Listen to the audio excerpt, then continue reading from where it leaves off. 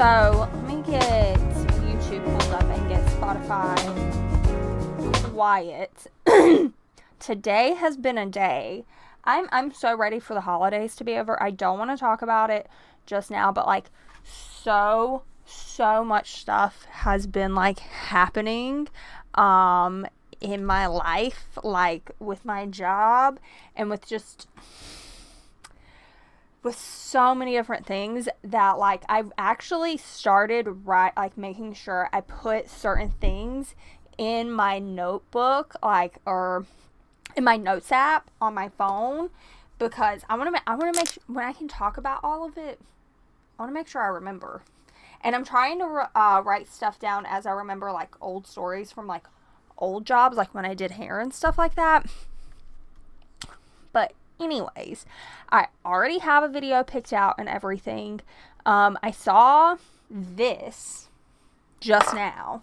I have no idea what it's about. ABC agrees to give $15 million to Donald Trump presidential ... And then we are going to also continue to work on our first build. This is what we got so far. It has been so long since I played The Sims, and honestly, at some point, well, I said we're going to get updates.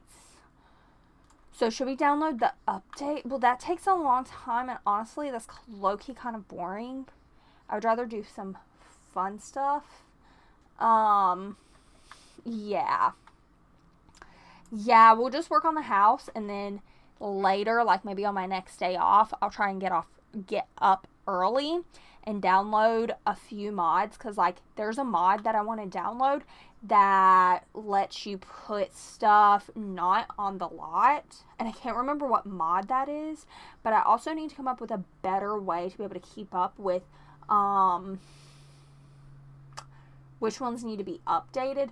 But honestly, I need to do a better job about following the creators of these mods on social media, because and on Patreon, that's probably the best way to see when certain things get updated.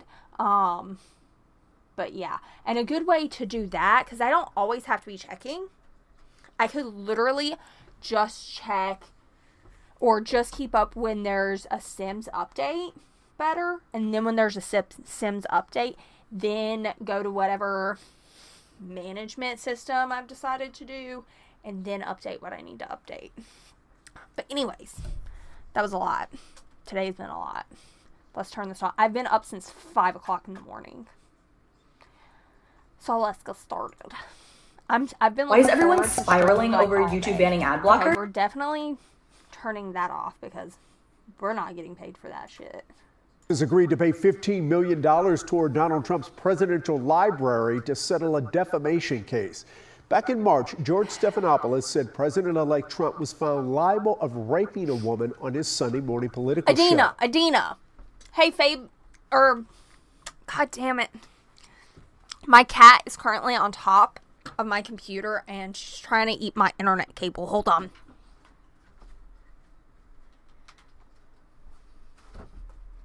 No, ma'am.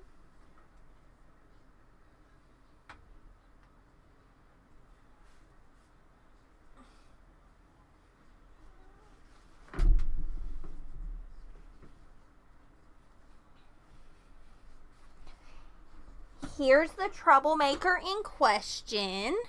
Please don't go back over there and do the same thing. She's a good kitty. She's just silly. Hers is just silly. Okay. Mr. Trump was found liable of sexually abusing E.G. Brother, this is only 30 but the jury was clear seconds. they did not see enough evidence of rape. Mr. Trump sued the network after that episode of This Week aired. ABC News will also have to add a statement of regret to its website, but the settlement avoids what could have been a costly trial. God damn it. My cat be whiling, okay? So let's find something else that's more than a minute long, preferably. I don't know why that keeps happening to me too. There's this YouTuber that I watch, and here lately, every time I click on one of their videos, 9 times out of 10 it's a clip, and it's only like 30 seconds long. That's not what I'm trying to do. No.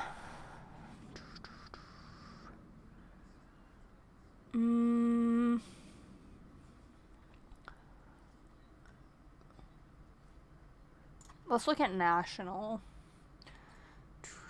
We could also look at world. Maybe there's like some more updates on like TikTok.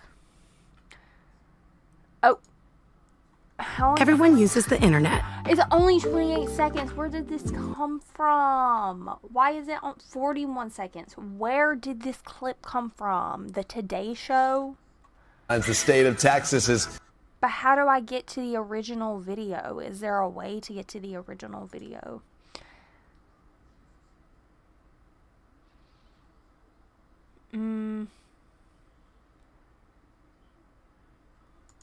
We're gonna see. I think this shows that I don't really watch the news, or I don't really go to these websites to get news. Okay. Cool. Did I click this one already? The fuck? Where's this clip from? Brother, where's the clip from? Okay. I mean, we can watch something else, I guess, but... Because I guess it was just maybe just a small section of the whole, like... Damn. And I was like, I'm gonna look before I click on it. Did not look. It's all, like, really short.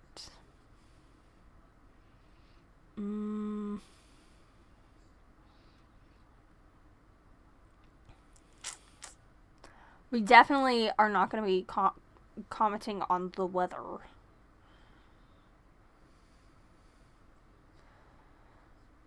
Oh, here's something on TikTok, but it's short. Maybe we should do world news. What's going on? A lot.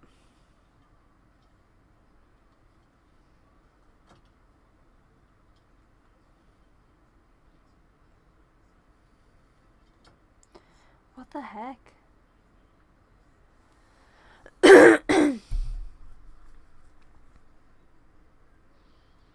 Do you have any suggestions, Fabian, for what we should watch?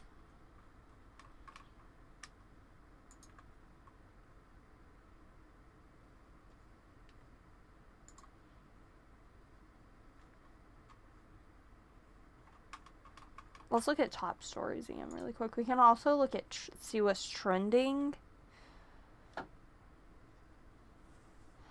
I feel like I watched something earlier. I feel like we, like, let's put that on. I feel like this is really all I've been hearing about here lately. What's crazy to me, though, is the fact that Trump isn't even the president yet. Like, he still has, like, over a solid month until he's president, and I feel like he's been doing more than Biden has been doing lately. Like, I really feel like Biden should be, like, doing something. Like, all he can do, like, he's, like, not doing anything. Like, I haven't heard of Biden doing, like... To the 3 shell casings that we found in Midtown at the scene of the homicide. Details are emerging surrounding the accused United Healthcare CEO killer Luigi Mangione, who remains in police custody after allegedly gunning down Brian Thompson last week in Midtown Manhattan. The 26-year-old Ivy League graduate who was arrested after a multi-day manhunt is now at the center of a complex investigation that reveals a troubling mindset and maybe a calculated plan. We're going to be breaking down the top latest details about Luigi Mangione. Welcome to Sidebar, presented by Law and Crime. I'm Jesse Weber.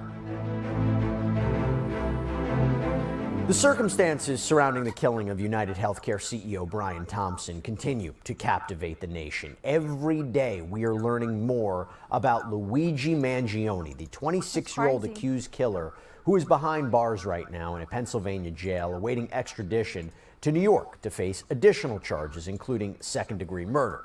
Now, the shocking events surrounding this case have just raised questions. They've raised questions about mental health, how societal grievances may lead to violence, how this killing took place. And as investigators continue to piece together the timeline and the motivations behind this alleged killer's actions, we are going to break down the top key details that we know so far about Luigi Mangione. And just for a refresher to get us caught up to speed, here's some quick background. So last week, United Healthcare CEO Brian Thompson was gunned down outside We of might the Hilton change this, Hotel but we'll see. in Midtown Manhattan while he was on his way to an investors meeting. Surveillance images captured the killer wearing a hood and mask, ambushing Thompson before shooting him from behind, ultimately killing him. Now, the killer then hopped on a bicycle towards Central Park, where he then hailed a taxi and later got on a bus headed out of Manhattan. And by the way, one of the more bizarre aspects of this, as reported by CNN and seen on surveillance footage, it appears that the shooter was on the phone, possibly speaking to someone at 6:30 a.m., so about 15 minutes before the shooting.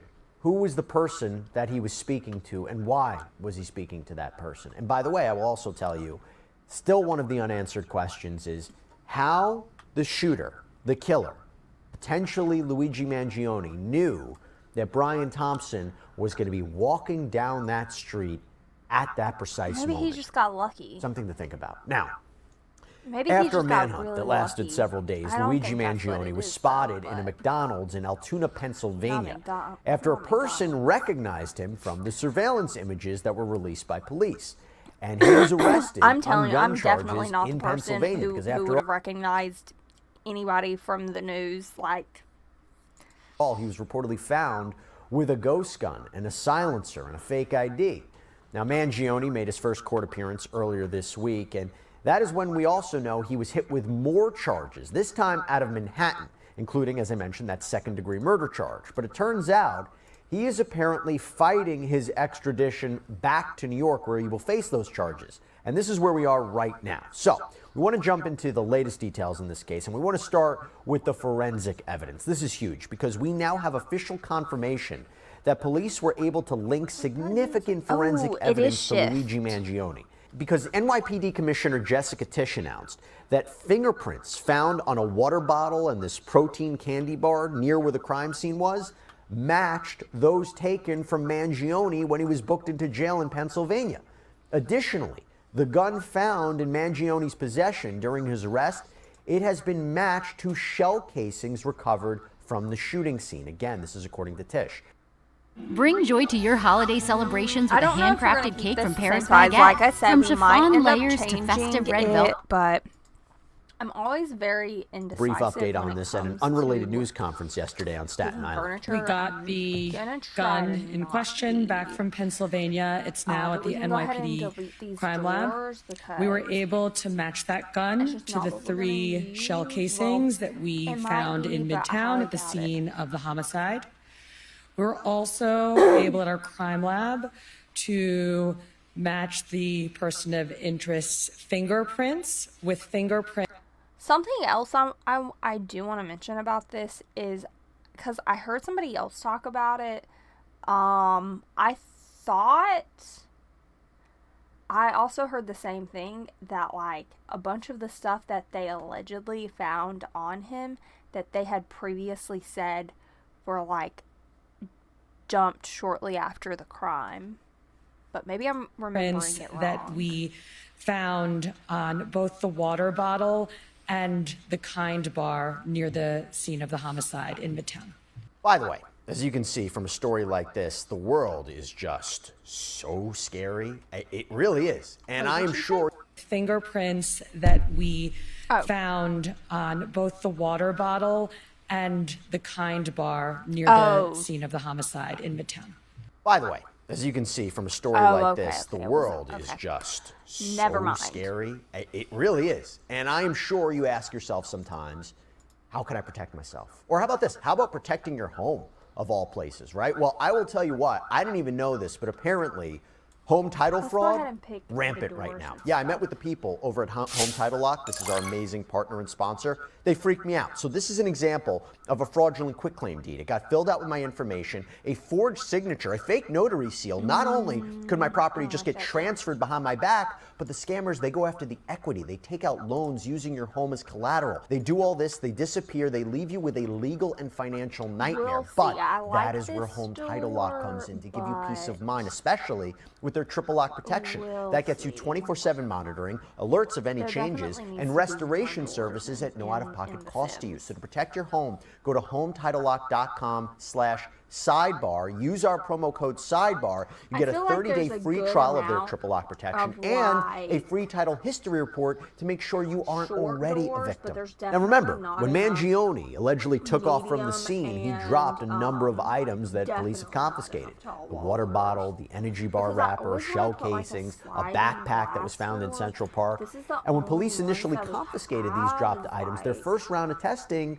based on Excuse reporting, me, it's didn't like the, yield any results. So this was these prior from- to well, it's the Mangione's short arrest when they ones, didn't but I think have there's also his a fingerprints base to game one. reference. Oh, yeah, And and you then match there's that up to also the this surveillance one photos, from, right? The surveillance photos of the Island Living. suspect But I at this was talking hostel, about the unmasked. You match it up to the surveillance photos Eco one. of this suspect in the Starbucks right before the shooting, on the street, in the taxi cab. It's all adding up to build a case. Talking about the weapon. The weapon that was found on Mangione has been described as a 3D See, and printed it's like- ghost gun which that I'm was probably equipped with a still gonna use it suppressor back. and loaded with live ammunition. Prior to this latest forensic discovery, we knew that the casings that were recovered had the words deny, depose, and delay written on them, which raised speculation about the suspect's motive being linked to some kind of resentment with the healthcare industry because of their resemblance to a book that criticized insurance companies. But now we seemingly have the positive identification that those casings matched Mangione's specific weapon, or at least that is what the allegations are. Now, as for Yeah, we Mangione's look like capture that. inside of that Altoona McDonald's, we learned recently a bit more information. So a man who was allegedly inside the McDonald's that day, who's only identifying himself as Larry, told multiple outlets that an employee called police after taking Mangione's order, noting that she had spotted this likeness to the surveillance photos based on his eyes and his eyebrows. And this guy, Larry, also said that his friend had made a comment to him along the lines of, "That looks like the shooter from New York." And apparently he told Fox News that the employee heard this friend make this comment inside of the restaurant too. And ultimately we know for certain that it was the McDonald's employee who called police. Now, I want to go to the arraignment and originally the I had extradition something like hearings this. in this case out of Pennsylvania, because this was super interesting. So up until his first court appearance, Mangione stayed relatively silent. At the time of his arrest, police said he appeared to be visibly shaking when asked if he had been to New York, and one officer noted that the arrest was peaceful. But when Mangione was brought in for his extradition hearing, he appeared to have some kind of outburst. What if we did it in real life? No. Thanks. I hate it. Because originally we had it.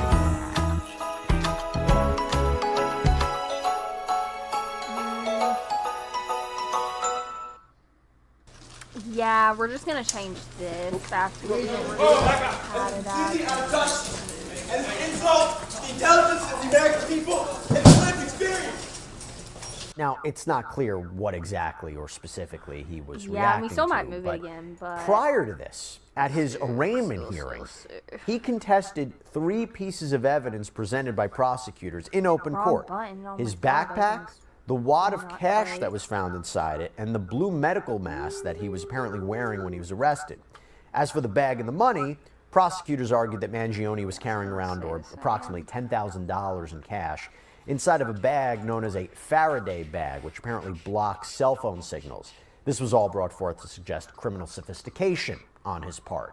According to CNN, this is what Mangione said in court in response. I'd like to correct two things. I don't know where any of that money came from. I'm not sure if it was planted.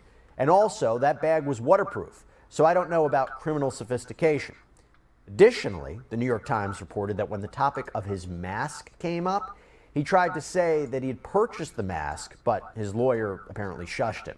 Also, going to that extradition hearing, which happened later on, Mangione was denied bail, and it appears that he is going to fight extradition back to New York. Remember, he's facing that second-degree murder charge and, additionally, gun possession and forgery charges, all out in New York.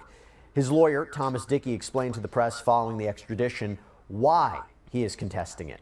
I haven't seen any evidence that says that he's the shooter, so I've seen zero evidence at this point. To be clear about something, though, at the time, Dickey claimed he hadn't seen any evidence that Mangione was the shooter, but we weren't aware of the positive identification or the alleged positive identification that was made of Mangione from both the fingerprints and the shell casings. But essentially, the main reason behind fighting this, according to his attorney, is to get more time to look at the evidence that's coming out of New York.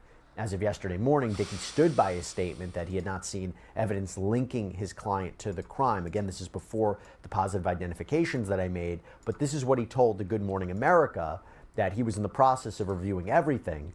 And according to the New York Times, Mangione's decision to fight the extradition could potentially grant him an evidentiary hearing where apparently the Manhattan DA's office would have to present a witness to support the request for extradition. And this is a process that incorporates both the governor of New York and the Manhattan district attorney, to be clear about that. But now I want to get into the why behind this crime, because investigators are looking into this, and there might be a belief that Mangione's motive could be rooted in personal pain and the health struggles that he was facing, and more importantly, this deep-seated animosity towards the healthcare industry. This may have all started, though, with a debilitating back injury that Mangione had been suffering. So it's been reported by NBC that Mangione was suffering from back pain since he was a child, but his condition was apparently aggravated by surfing. This is according to Yahoo News. And I should also say, this is also according to a now deleted Reddit account with the handle Mr. Cactus. This was reviewed by NBC News. And it's believed that could be Mangione's account. And these archive posts that were reviewed appear to be consistent with key events in Mangione's life, including his frustrations with his condition and the healthcare system. And NBC actually showed some of the posts to friends who knew Mangione, and they recognized some of the events mentioned and the life events discussed. So gives it a little bit more credence that this account could in fact belong to Mangione. Now, one thing that sticks out about this account is that it was particularly active in discussions related to a specific spinal condition. You know, in one post from April, the user shared that his condition worsened to the point where it was, quote, felt every day. In October, there was another post that shared advice for other sufferers, saying constant pain means something is wrong. Mangione's back issues seemed to intensify after a surfing incident in 2022 where he apparently slipped and aggravated this condition. Ooh. This was posted about on Reddit, where the user said that his right leg shut down for a week and caused issues with his hip, including muscle twitching and numbness. We actually spoke with a former roommate of Mangione, RJ Martin, who told us what Mangione was experiencing when he was living with him.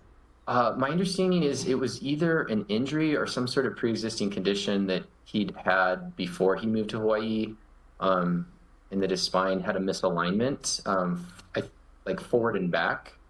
And I think he'd showed me the x-rays of that too. So his nervous cord was being pressed and beneath his discs. That's intense. It was one of those interesting injuries where, you know, one day he could perhaps be athletic and do something, and then the next day just immobile and stuck in bed. Going to 2023, this Reddit user, believed to be Mangione, mentioned undergoing spinal fusion surgery to address this worsening condition, a procedure that involves connecting vertebrae with screws and rods to alleviate that pressure. That's intense. That post read, yeah, I had L5-S1 spinal fusion 6 months ago after 1.5 years of failed conservative treatment. Within 7 days of the fusion, I was on 0 pain meds. That's probably faster than most folks, but my point is that your body isn't supposed to be in pain and needs meds. Even after getting my back sliced open and my spine drilled into, I wasn't in much pain. And Martin had also told us about this procedure of Mangione's. I checked in with him Sleigh bells ring, are you listening? Into lane, snow is... Yeah, I definitely gotta turn that off. Okay. Pretty sure maybe that's a little over a year, copyrighted. about a year ago, a little over a year ago, less than a year ago, asking how the surgery went, and we had some text communications. He sent me some images of his X-rays post-surgery. I don't remember. It's those kinds of images. I think some of them are already out there that just make you cringe. You know, you look at 3-4 inch screws into somebody's spine and. So why is the back pain so important? Well, experts in pain science have pointed out that chronic back pain can negatively affect not only just physical health, but also mental health, their well-being. This board-certified neurosurgeon, TikToker, who goes by Lady Spine Doc, offered her expert opinion on how a person in chronic pain may have been driven to take someone else's life. This was supposedly his banner photo on X, which leads us to think that this potentially could represent his own spine X-ray. I have also read that he was a wrestler, and wrestlers are subject to hyperextension injuries, which can lead to pars defects. That's where you have instability in your spine that would necessitate a spinal fusion, and this is most common in young men at L5 and S1. This X-ray does represent an L5-S1 spondylolisthesis, which could potentially correlate to an injury that he has sustained and potentially a surgery that he has had that could have led him to have chronic pain. You can imagine someone that lives in chronic daily pain, the pain that they suffer, and if they are denied the anger that goes into their suffering. I'm not saying that this justifies what he did, but I am saying it provides a good insight into what may be the driving motive for this crime. Now, of course, this is just an opinion here, right? Yes, this is a medical expert, but it's an opinion as to what Mangione might have been experiencing and the resulting ill will he might have felt towards health insurance. But what this does do is lead us into another part of this investigation, the why. And that leads me into a critical piece of evidence in this case. This notebook that was discovered during Mangione's arrest in Pennsylvania. Because inside that notebook is a chilling passage that also appears to describe ill feelings toward healthcare and even a CEO. So according to 2 law enforcement officials who were interviewed by the New York Times, one section of this notebook reads, what do? You whack the CEO at the annual parasitic bean counter convention. It's targeted, precise, and doesn't risk innocence.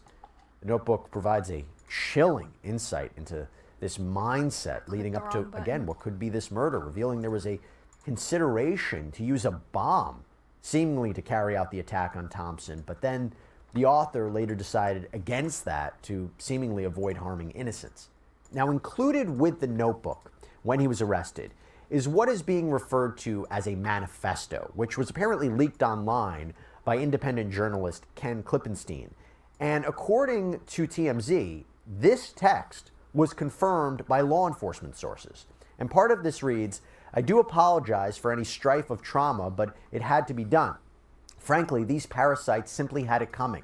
A reminder, the U.S. has the #1 most expensive healthcare system in the world, yet we rank roughly number 42 in life expectancy. United is the, and the word is indecipherable there, largest company in the U.S. by market cap behind only Apple, Google, Walmart. It has grown and grown, but has our life expectancy? No, the reality is these, and again, indecipherable word, have simply gotten too powerful and they continue to abuse our country for immense profit because the American public has allowed them to get away with it. Obviously, the problem is more complex, but I do not have space, and frankly, I do not pretend to be the most qualified person to lay out the full argument. But many have illuminated the corruption and greed, Rosenthal more decades ago, and the problems simply remain. It's not an issue of awareness at this point, but clearly power games at play. Evidently, I am the first to face it with such brutal honesty. Now, I want to back up a bit and talk more about the timeline revolving around the back surgery. So, as Mangione was recovering, he was also reportedly isolating from the social scene. We've talked about how concerned friends tried to reach out to him on social media, even how his own family was looking for him. And this leads to another key detail in this story, one that really comes with more unanswered questions.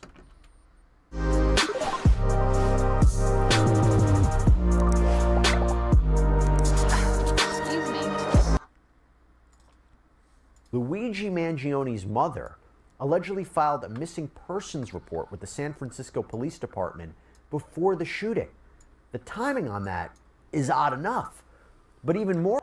Wow, isn't that so crazy? They like kind of tried to ask for help and like. More odd was the fact that she filed the report in November when she and the rest of the family had not heard from him seemingly for a couple of months before that. And we know this because a friend of Mangione, Aaron Cranston, revealed to the New York Times that he had received a message indicating that Mangione's family was looking for him. And this, of course, as I said, leaves a lot of questions. Why was the report filed in San Francisco? Will the timing being just before the shooting reveal anything about what his family potentially knew? And how did he just fall off the radar for months after his surgery without any serious actions being taken to try to find and locate him? Now, Mangione's cousin, Nino Mangione, issued a statement on behalf of the family, and it made it clear that they didn't know anything prior to the news of the arrest, saying, "We cannot comment on news reports regarding Luigi Mangione. We only know what we have read in the media. Our family is shocked and devastated by Luigi's arrest. We offer our prayers to the family of Brian Thompson, and we ask people to pray for all involved." And of course, we know during this time of isolation that his online activity seemed to reveal these odd ideological leanings, particularly this Goodreads review from earlier this year of the manifesto of the Unabomber Ted Kaczynski, in which Mangione seemingly gave the book a 4-star rating. So as investigators work to iron out the motive here, only time will tell if this is truly a descent into ideological extremism that led to this accused killer to carry out this assassination. But for now, Luigi Mangione sits behind bars in a Blair County jail awaiting his extradition. We are at the beginning of the legal process. He is, of course, innocent until proven guilty, and we will continue to follow updates for you as they develop. That's all we have for you right now here on Sidebar. Everybody, thank you so much for joining us. And as always, please subscribe on Apple Podcasts, Spotify, YouTube, wherever you get your podcasts. I'm Jesse Weber. I'll speak to you next time.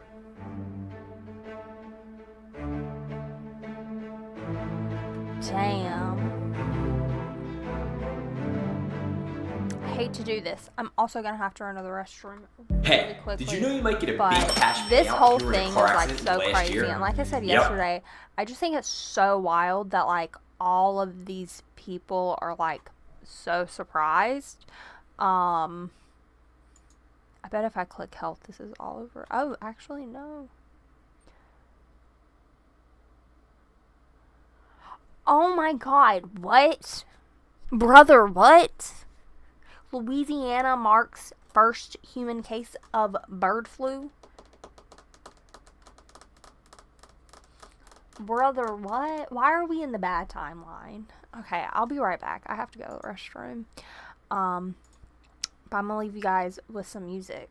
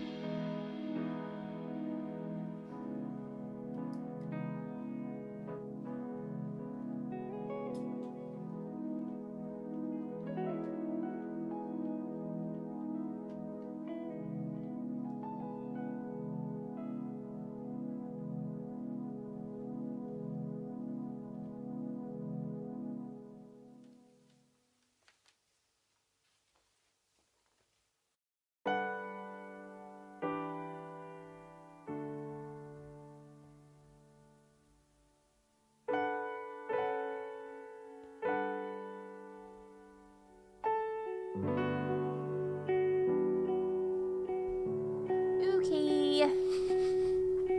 Let's find something else to watch. And also, let me fix the camera because I still feel like it's too high up.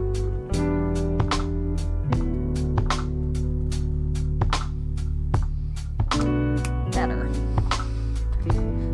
It's also cold, but we do keep it pretty cold in my house because it's expensive. Everything's expensive. Let's go to YouTube. Okay. I got worried that I exited.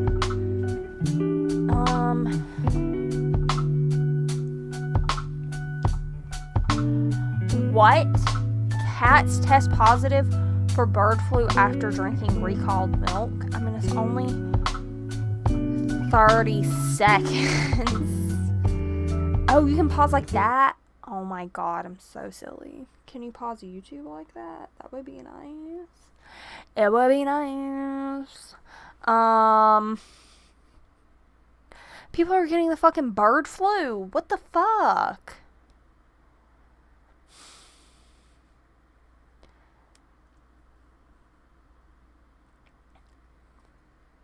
Brother, what?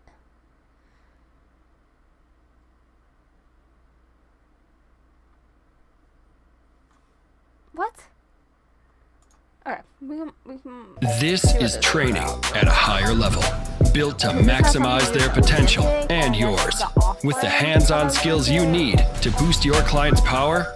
Struggles with obesity are nothing new, but groundbreaking medications like Ozempic and Wegovy are reshaping the conversation. Iowa ranks among the top states for GLP-1 medication use, but who is benefiting and who's losing?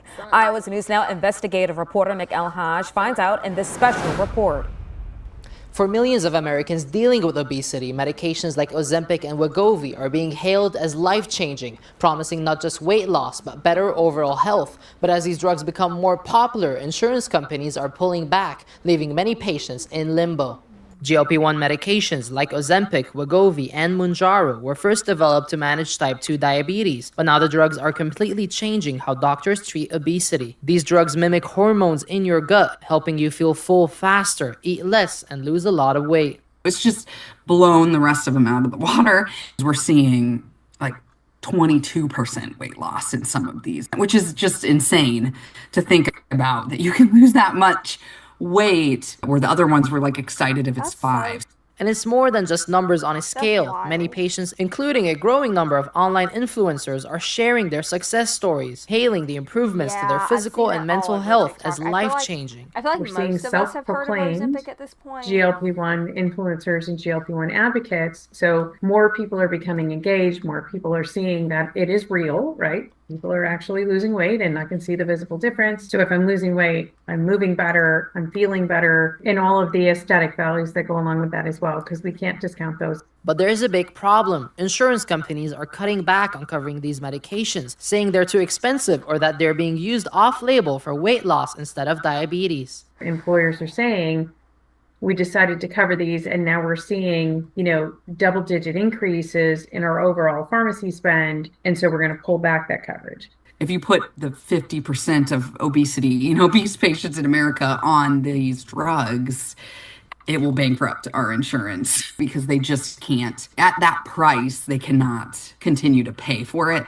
In Iowa, the challenges are especially clear. A real chemistry study shows the state has the 9th highest rate of GLP-1 use in the country, but it also ranks among the highest for adult obesity, with almost half of Iowans classified as obese. Equity issues compound the problem. While real chemistry's study indicates lower-income people are more likely to be obese, it's actually mostly higher-income patients using these medications because they can afford the out-of-pocket costs. We're talking almost $650 a month with insurance, and over $1,200 without. For many patients, a denial can be devastating to their health. It's very depressing. I mean, we have patients BMIs over 60, which is 400 or 500 pounds, and we cannot get it approved. But instead, we have to wait for them to get sicker to treat it, which is fucked up. Really unfortunate.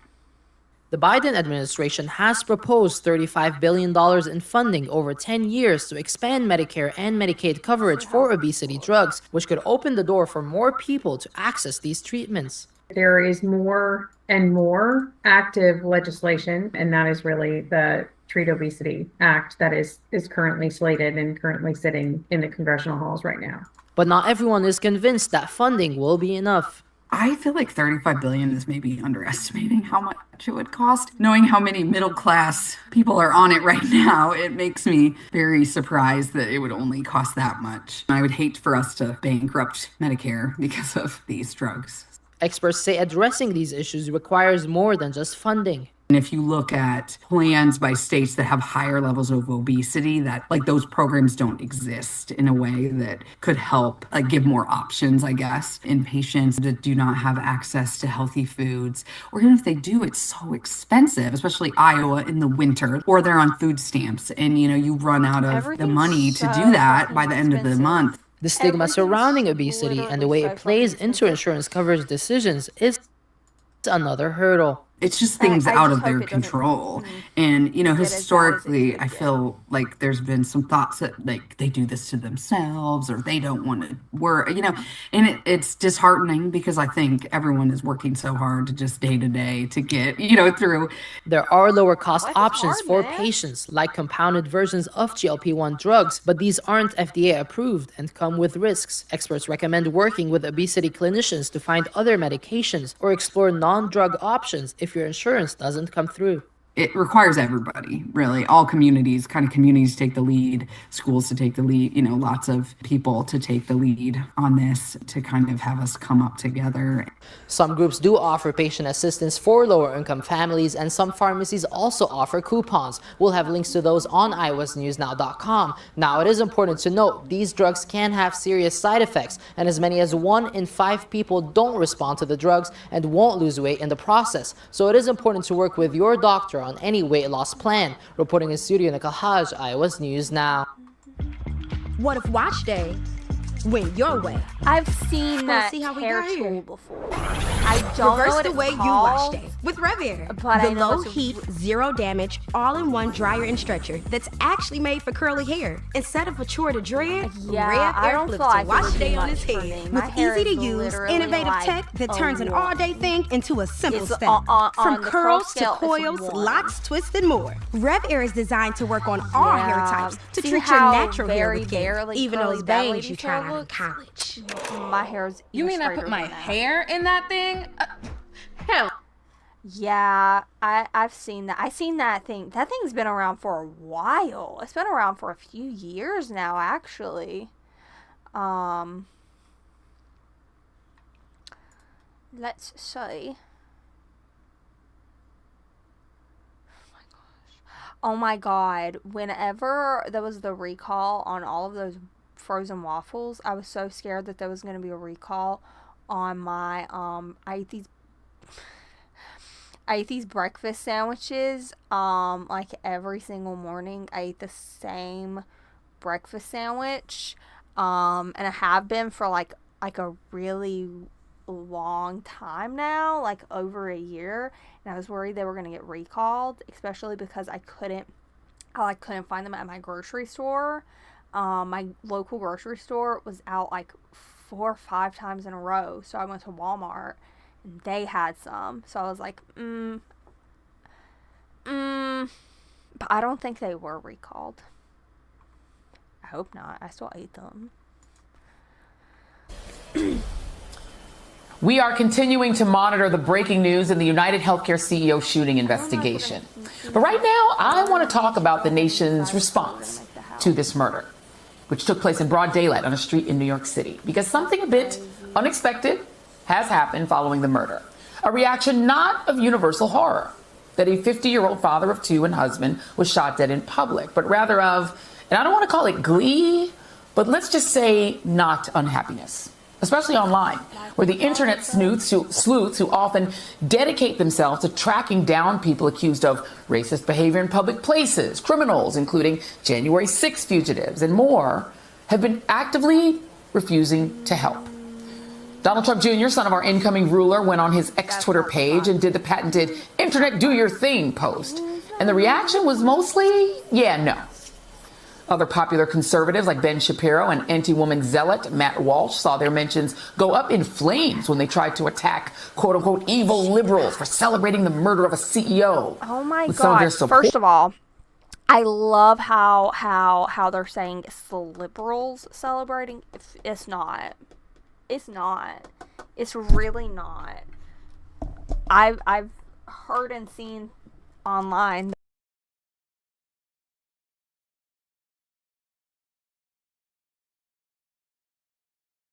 supporters replying that they had gotten it wrong. Indeed, instead of universal condemnation, what we have seen, and many of us have heard both on and offline, has been a barrage of stories of Americans' awful experiences with insurance companies. Stories of claims denied, of people who've gotten sicker or even died because insurance companies like United refused to pay claims. Let's just be clear, there's a real hatred for these companies that is unfurling on social media right now, and also in real life too. At the time he was killed, the victim, Brian Thompson, was CEO of the largest private insurer in the U.S. As CEO, he was embroiled in a lawsuit over consolidation. United has gobbled up dozens of smaller insurance companies over the decades to become not just the largest insurer in the U.S., but by profits, the largest insurer in the world. And they exist in an industry that is all about consolidation and profit, where basically 4 or 5 companies control everything and care little about healthcare consumers in the minds of many Americans. The conversation around healthcare policies, corporate practices, and economic frustrations, it goes across partisan lines, and it's practically engulfed the entire actual story of a man shot dead outside a New York City hotel. This is not a good time for the health insurance industry. So much so that other health insurance companies like CVS Health and Blue Cross Blue Shield have reportedly removed executive bios from their websites. But I've got to say that it is strange to watch an almost united public, left and right, use this tragedy to go off on big business and cold-hearted insurance companies, when a majority of Americans just elected a billionaire backed by the world's richest billionaire, who he's now appointed along with a near billionaire to run the country and slash the budget, plus a cabinet full of a half a dozen other billionaires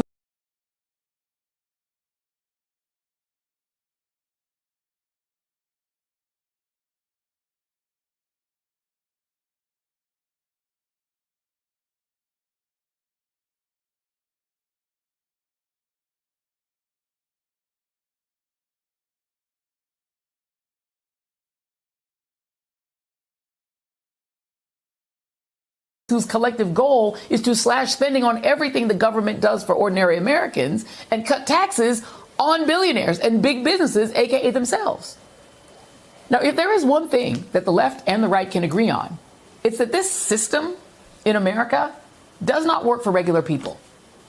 But there are so many contradictions when it comes to what Americans want to actually do about it. For example, Americans frequently say they want their government to be run like a business. It's one of the most common things that you hear on the campaign trail. And at least nominally, if you ask people who voted for Trump why they did it, they will say it's because he's a businessman, or that they had more money when he was president. And they think that he will help the economy and make eggs and other things cost less. And apparently some of them like it when a presidential candidate fake fillets a microphone, or when his running mate calls women who haven't given birth to children, including the sitting vice president, worthless trash. But I digress. Apparently about 76 million Americans have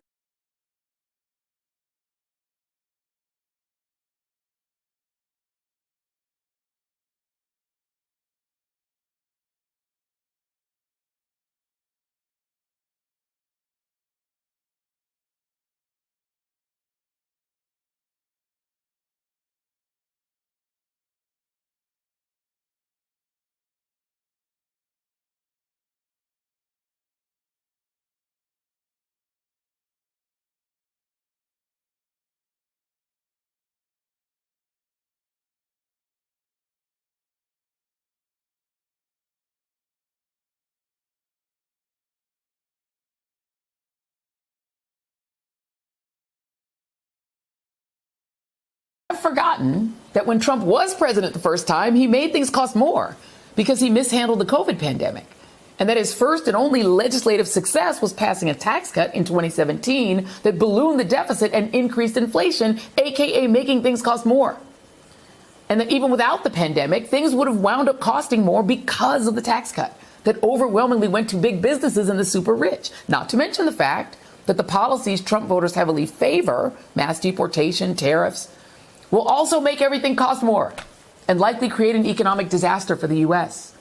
His Project 2025 plans would reduce freedom and increase government control over everything from education to women's bodies. And his plans to personalize the federal government by stacking it with ultra-loyalists would do literally nothing to make the economy better. But it would make a small group of his friends and himself a whole lot richer without helping anybody else. And perhaps most ironic is that what Elon Musk and Vivek Ramaswamy are proposing to do in cutting everything from veterans benefits to health care to Social Security and Medicare is how you run a country like a business.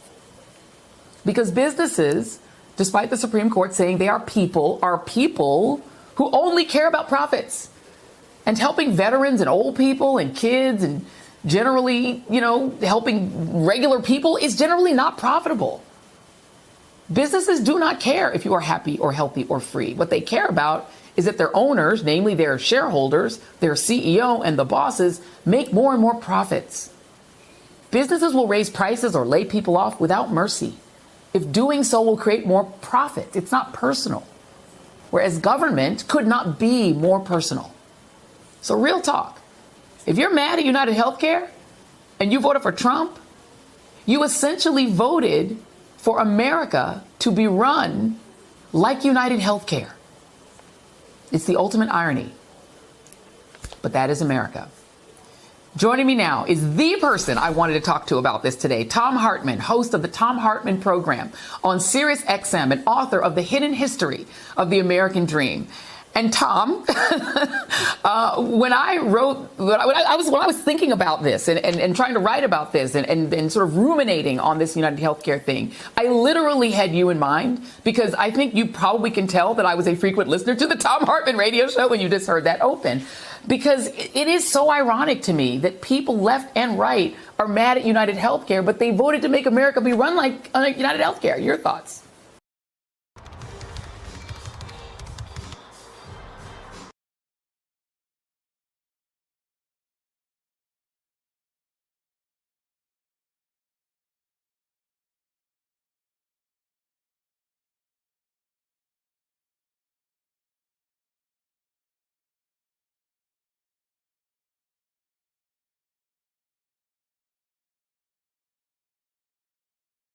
Yeah, it's totally nuts, Joy.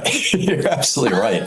Corporations are, if corporations actually were people, they would be psychopaths. They have no conscience. They have no consideration for other people's feelings. In fact, they don't even have the ability to feel other people's feelings, and that's how they're designed.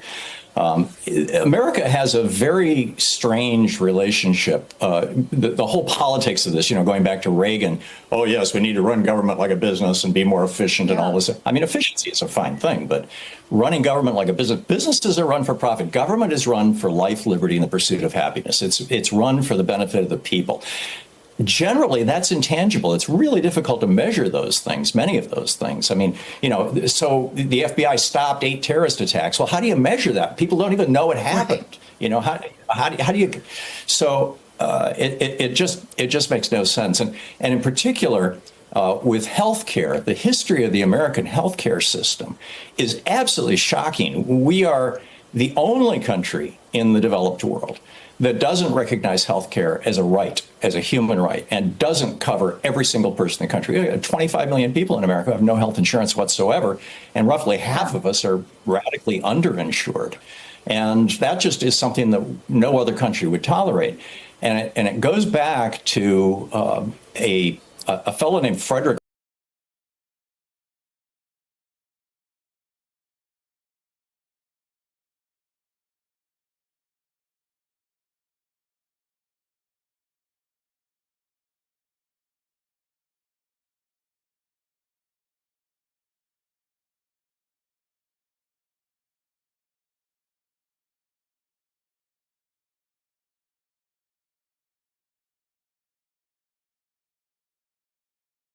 Hoffman in the 1890s, and it's an amazing story. I don't know if you want to get into it, but it basically starts with the story of this guy coming over from Germany. Well, if I could just run into it a little bit. Very quickly, yeah, go for it. Yeah, sure. In 1887, Germany got the world's first single-payer healthcare system. Hoffman came over to the United States and got a gig as vice president of the Prudential Insurance Company. And in 1896, he published a book called Race, Traits, and Tendencies of the American Negro. And his argument was that black people were genetically inferior, and therefore, if we simply denied them health care, eventually, within a few generations, all black people would die out, and this would solve the race problem in America. His book was one of the best-selling books in America from 1896 to around 1930. He testified before Congress dozens of times. He testified before all kinds of states. Prudential put him on a nationwide tour. He was the reason why Harry Truman's effort at single-payer health care was shot down. He was the reason why FDR's effort at single-payer health care was shot down.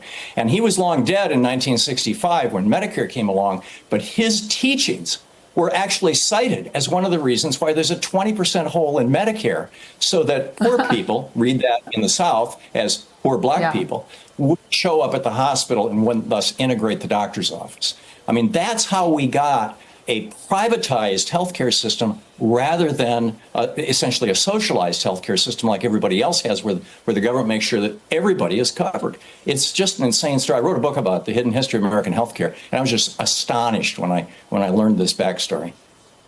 You know, that is amazing. This is why we booked Thom Hartmann, because that is an important history. And if you go all the way back, it is big medicine that opposed having Medicare at all. They've always opposed it, right? They've opposed the idea of single payer and of public health care the long time. But also you've had Americans on the right really sort of trained to also be against things like Obamacare until they get it, to want to repeal it because ideologically they think it's communism or socialism, to want to get rid of it. But at the same time, they too are suffering from a lack of access. In red states, they're still fighting to just get Obamacare unless they sort of sneak it in the way that it was done in Kentucky, or when there's a Democratic governor elected. And then as soon as there's a Republican, they go back to wanting to repeal it. How do you explain this disconnect where people have literally been primed for this sort of Tea Party opposition to getting the thing that they're then mad that they cannot get? I think to a large extent, what we find is that if you pull back the curtain over at the GOP and on all of these right-wing think tanks and publications and whatnot, what you find is a group of billionaires who basically don't want to pay their damn taxes. And this is a problem. And so, when Barack Obama came out with a program that was essentially the program that the Heritage Foundation had come up with, Obamacare. Mitt Romney did this in Massachusetts. It was a conservative plan.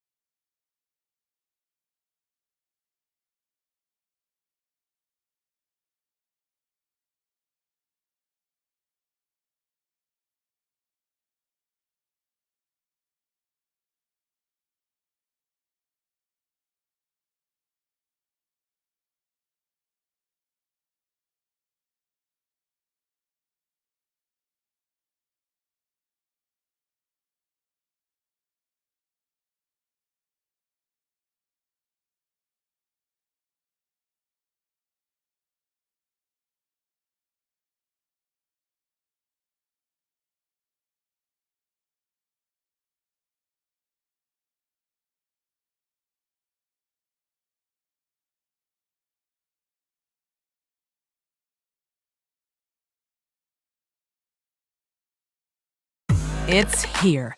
Wendy's new salted caramel frosty. Rich, sweet, salted caramel? Caramel.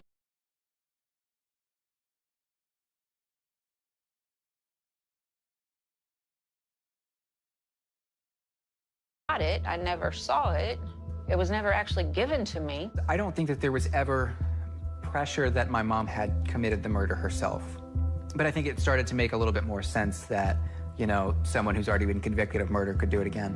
Your Aunt Mandy and Larry, do you know anything about their relationship? I've only honestly met Larry a handful of maybe 5 times. Okay. Like Thanksgiving, Christmas.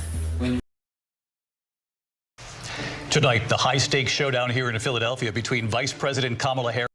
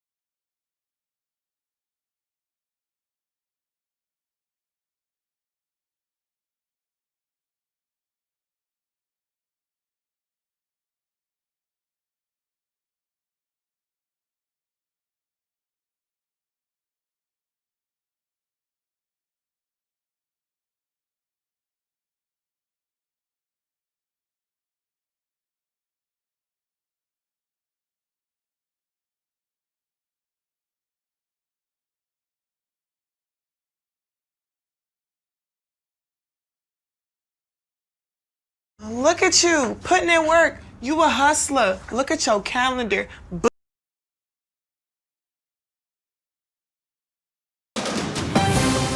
From the world of politics to the world of business, This is Balance of Power.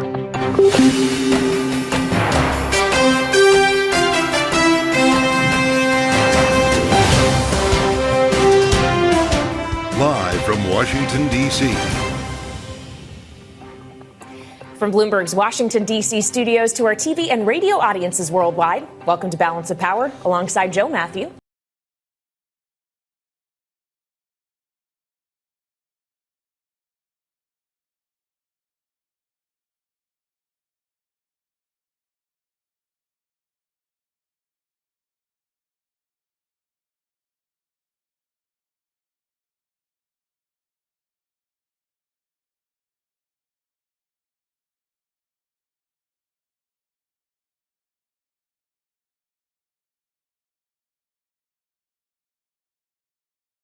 I'm Kaylee Lyons. Donald Trump says he wants to end daylight saving time as he prepares to attend tomorrow's Army-Navy football game with Florida Governor Ron DeSantis and House Speaker Mike Johnson in tow. The leaders convening with the congressional game plan for 2025 also on the agenda. We'll have more with Aaron Covey, who covers the House for the Cook Political Report. And with Secretary of State Antony Blinken now in the Middle East again, we discuss the impact the political upheaval in Syria, the ongoing war in Gaza is having on food security. Carl Scow of the World Food Program joins us this hour.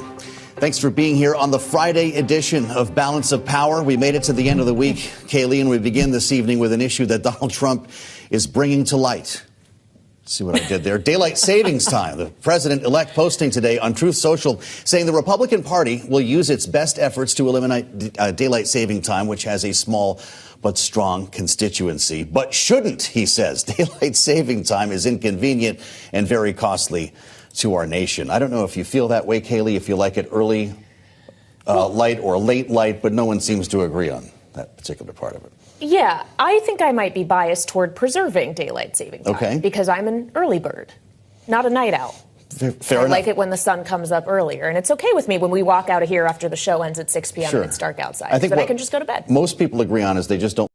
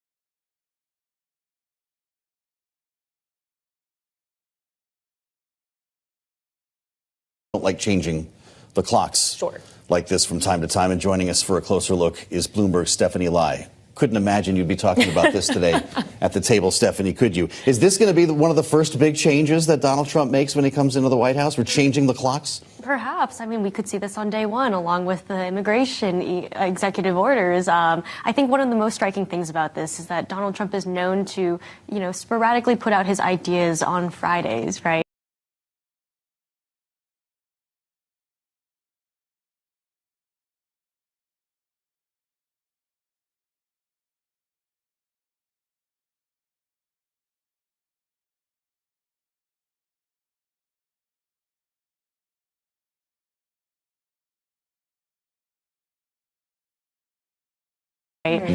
Very recently, we had also seen him truth out about preserving the U.S. dollar as the world currency. That also came out of the left field, and it's really a reflection of who's got his ear at that present moment. Or earlier this week when he posted on Truth Social, if you invest $1 billion in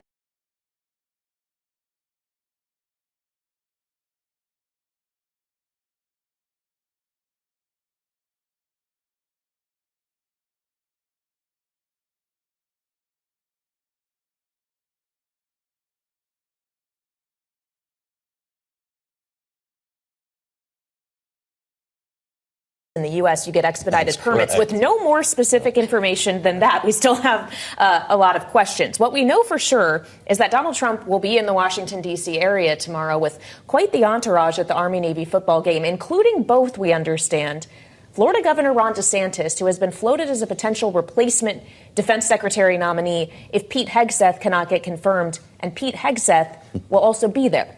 Yeah, I mean, that's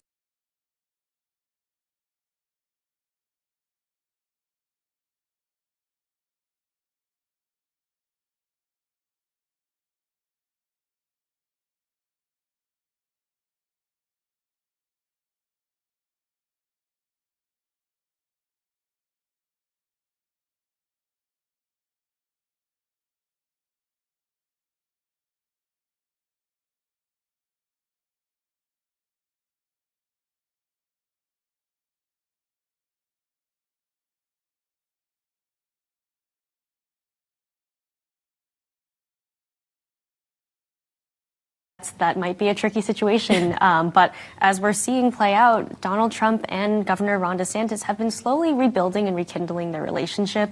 And so to have them in the same space is just another sign that they're working towards that direction. Now, of course, Trump has also said that he's standing behind Hegseth in his nomination. So, this is going to be a fun weekend to watch. I'm sure everyone in the crowd's going to be watching them and their interactions as well as the game. Yeah, I suspect the cameras will be pretty well focused on the presidential box as well. So we've got Elon Musk is going to be there. Do we know that? I don't know. Is he getting on the jet? We'll find that. Ron DeSantis, yes, we know. Pete Hegseth.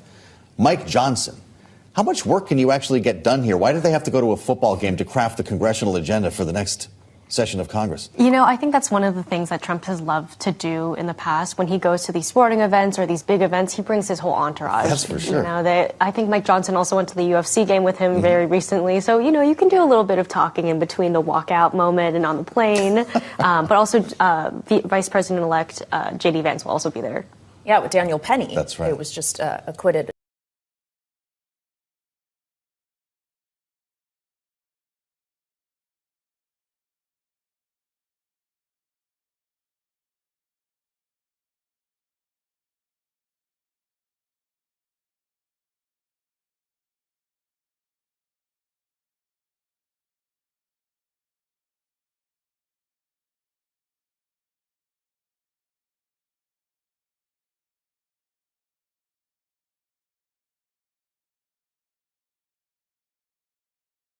On charges relating to that choking death on the subway.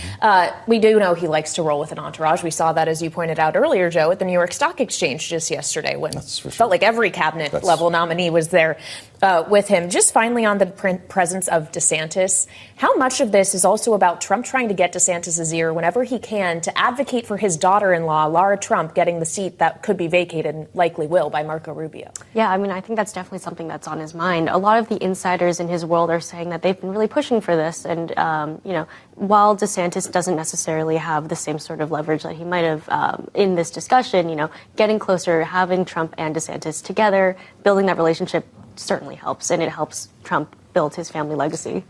Indeed. All right, Bloomberg's Stephanie Lai, thank you so much. Now, exactly 1 week from today is the deadline for government funding, and lawmakers are inching closer to a stopgap funding measure that they'll have to pass before leaving town for the holidays, and actually leaving town for the entire 118th Congress. Joining us now for more is Bloomberg's Megan Scully, who leads Bloomberg's Capital Influence team. So, Megan, we know it's going to be a continuing resolution. It's taking a long time to get the language. I think we can expect it this weekend. What's going to be in it? So we're expecting it Sunday-ish. They will all be at the football game, so maybe we might push it into Monday. So we'll see. But they do tend to like to drop these things late Sunday nights to ruin all of our weekend.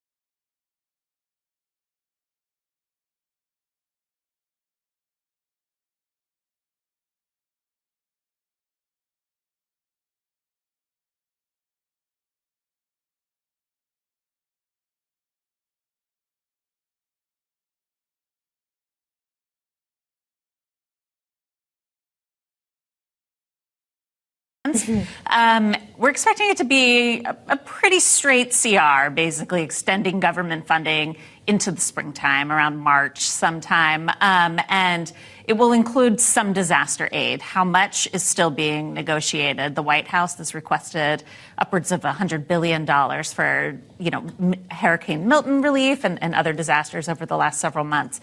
Some Republicans have said, maybe we'll give you half of that, and then we can use, the next funding bill to fund the rest of it. But those are the negotiations that are certainly taking place. We spoke earlier today, the early edition of Balance of Power, with Terry Haynes, the founder of Pangea Policy, who's seen a couple of funding deadlines go by. Here's what he said about the likelihood of this actually getting done in time for the deadline. Listen.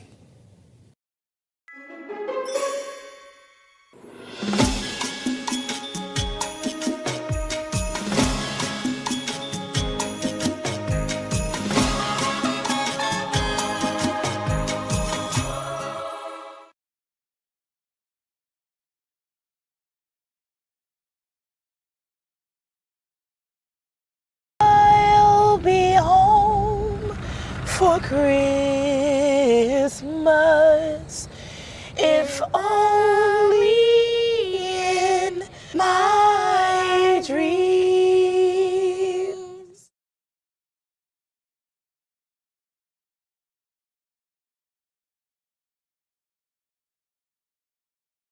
They're pushing around on disaster funding, likely a couple of other things. But, the bottom line is it's in no one's political interest to have a shutdown over Christmas. And so they're very, very likely not to do it. That seems to be what everyone agrees on here. We don't have a shutdown now, but we could be having a different conversation when this continuing resolution expires. And you start looking ahead to March. The menu of options start to become more challenging. Sure. Well, especially when you're talking about the Defense Department, which really hates continuing resolutions because they can't sign new contracts for massive weapons programs. The heat will be on at that point to get at least some of the government under control in terms of funding and not just extend, the current fiscal year. But it's going to be wrapped up in the debate over an immigration executive order that Stephanie mentioned earlier, over, what we call the reconciliation package, the tax extension, where debates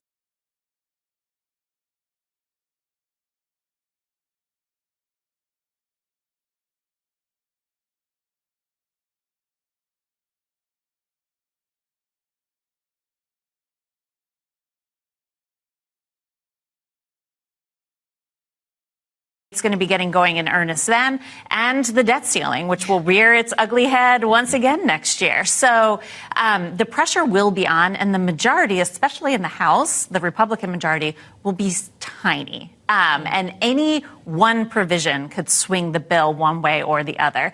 So it's going to be difficult. They want to come back to a fresh slate, but they're going to be fighting a lot of the same battles again.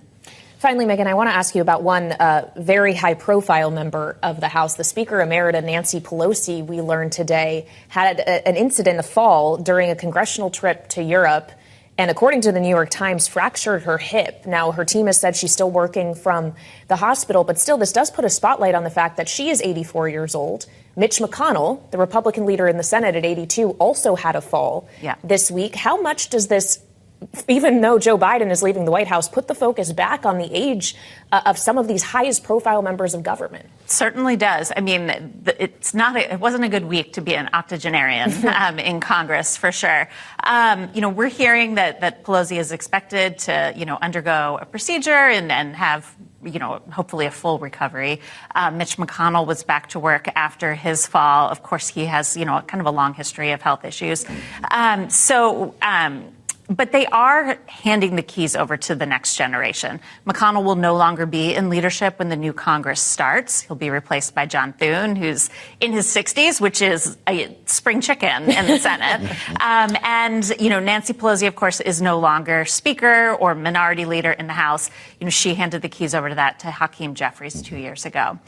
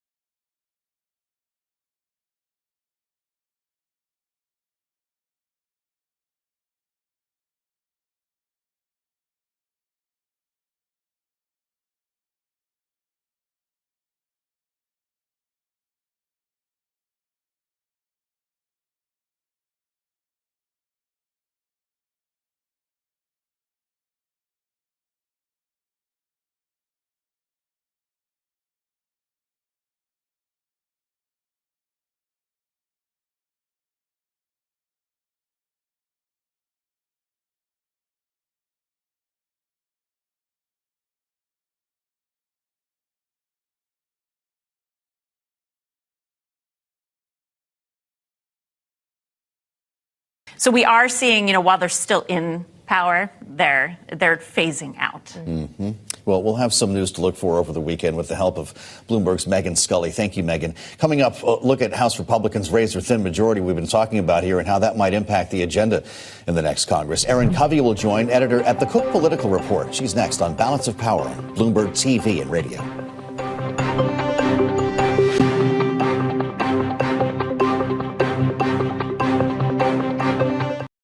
I have a confession. I regret not trying therapy sooner. And I didn't because back when I was a personal trainer, I thought that being physically strong meant that I could handle any stress. But to be honest, I was falling apart inside. And if we're being completely honest, before trying BetterHelp, I thought that going to therapy made you weak. But the crazy thing is, it actually helps you become healthier and stronger because you learn tools to handle your problems and challenges. And let's be real, we all have them. Money issues, relationship struggles, feeling lost or behind, anxiety. We can't just snap our problems away, but we can learn to handle them better, which ultimately makes us stronger. And thankfully, getting started with BetterHelp is so easy. You don't even need to leave your house. You could literally spend the next 15 minutes signing up right now, and over the next few days, you'll be matched with one of their 30,000 licensed therapists. It's that easy. And don't worry, if your therapist isn't a good match, you can change anytime at no extra cost. Really. Like I said, I regret waiting to start therapy, but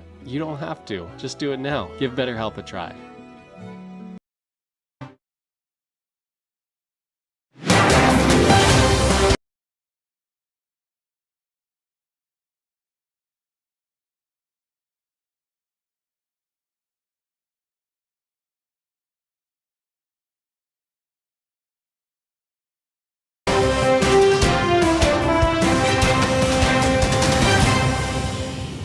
Y'all have heard me talking about our proverbial playbook we've been developing for about a year. It's well designed, and so we have a menu of options. What we're deciding right now is the sequence of how we run those plays. If the Republicans go down the road of the GOP tax scam 2.0, I'm confident there will be no Democratic support. Members of House leadership on both the Republican and Democratic side this week previewing what's to come as Republicans prepare for the 119th Congress with just a few spare votes in their slim majority. Joining us now for more here on Bloomberg TV and radio is Erin Covey. She's editor at the Cook Political Report and spends a lot of time focusing on the House. So, Erin, when we consider the fact that it already would be a thin majority in the 119th for Republicans, then you take out 3 members, Matt Gaetz, who has resigned, 2 others who will be joining, presumably, the second Trump administration. You could afford to lose maybe 1 vote early in the year until these specials happen. How hard is that going to be for Mike Johnson? It's going to be really difficult. And in fact, he can't even afford to lose a single vote if all 3 of those seats are vacant at the same time, because that would then give Republicans a 217 to 250 majority in the House. And if one Republican defects and votes with Democrats, that would result in a tie. And so in reality, the speaker can afford no defections, and that's going to make it really difficult for the next couple of months. Now, there are going to be Florida special elections to fill 2 potentially vacant seats. One is already vacant. That's Matt Gaetz' seat, and then Mike Walz's seat is expected to be vacant as he'll be joining the Trump administration. Those seats will be filled later after special elections in April, and then a New York seat held by Elise Stefanik, who was also appointed to the Trump administration. That seat will be filled at some point later in the spring. We don't actually know the date yet because Stefanik has yet to resign and probably won't resign until she's actually confirmed by the Senate for her position. But it's going to be very difficult for Johnson to navigate with such a razor-thin, historically thin majority. Well, in the meantime, as you well know, Erin, there's a conversation and a question over sequencing right now and exactly what this Congress should be prioritizing when it begins next year. It's apparently going to be decided at a football game tomorrow. I'm not sure your thoughts on that. And I don't think there are any Democrats invited to Donald Trump's skybox at the Army-Navy game. So how is this going to come together with regard to the border and extending the Trump tax cuts? Could this be an all at once, as some are suggesting? Right. So that's the question, whether or not Republicans try to pass this in one massive reconciliation bill. Then that would include renewing the Trump tax cuts that were, of course, signed into law in 2017, along with legislation for border security and energy policy as well. And Republicans in the House and Senate are a bit divided over how they want to do this. One faction would like to do everything in one bill. Another faction would like to separate it and focus on the border first and then get to the tax cuts later. But passing those tax cuts is going to be quite difficult. And so the Republicans who in the House who are having to navigate that are pushing to start that sooner. Well, and when we consider the very different elements that a tax package could include, I wonder if the most problematic one of them for the majority is going to be the SALT cap. Donald Trump advisors, we reported yesterday, are considering doubling that to $20,000. At least one New York Republican, Nick LaLota, said that he does not see that as satisfactory. And I just wonder, Aaron, how many members of the Republican majority in high tax states like New York and California could actually have their jobs and therefore the majority at risk, depending on what happens with SALT specifically? Yeah, I mean, that's a crucial issue for these Republicans in these high tax states, particularly folks like Nick LaLota and Mike Lawler, who are in seats that could be competitive in 2026. Now, Lawler, of course, might run for governor in New York, in which case he would still have incentives to make sure that his agenda is passed on that. But it does look like that is going to be probably one of the most contentious battles in terms of the upcoming tax fight. You know, I'm supposed to ask you about a government shutdown, I think, Aaron, because it's a week from today that we have a funding deadline and there's no deal yet. Yet no one's running countdown clocks. Everybody seems to think that they'll find a way. It's just a question of whether we kick the can to February or March. And there's also a question about what we should do with disaster funding. Your thoughts on this, because this is holding things up a bit. The White House asked for almost $100 billion to help recover from the hurricanes that blew through largely red states. But we had Congressman Tim Burchett on the air just the other day who referred to FEMA as a garbage can that he said should be tipped upside down. The essence of this debate over disaster funding comes down to what?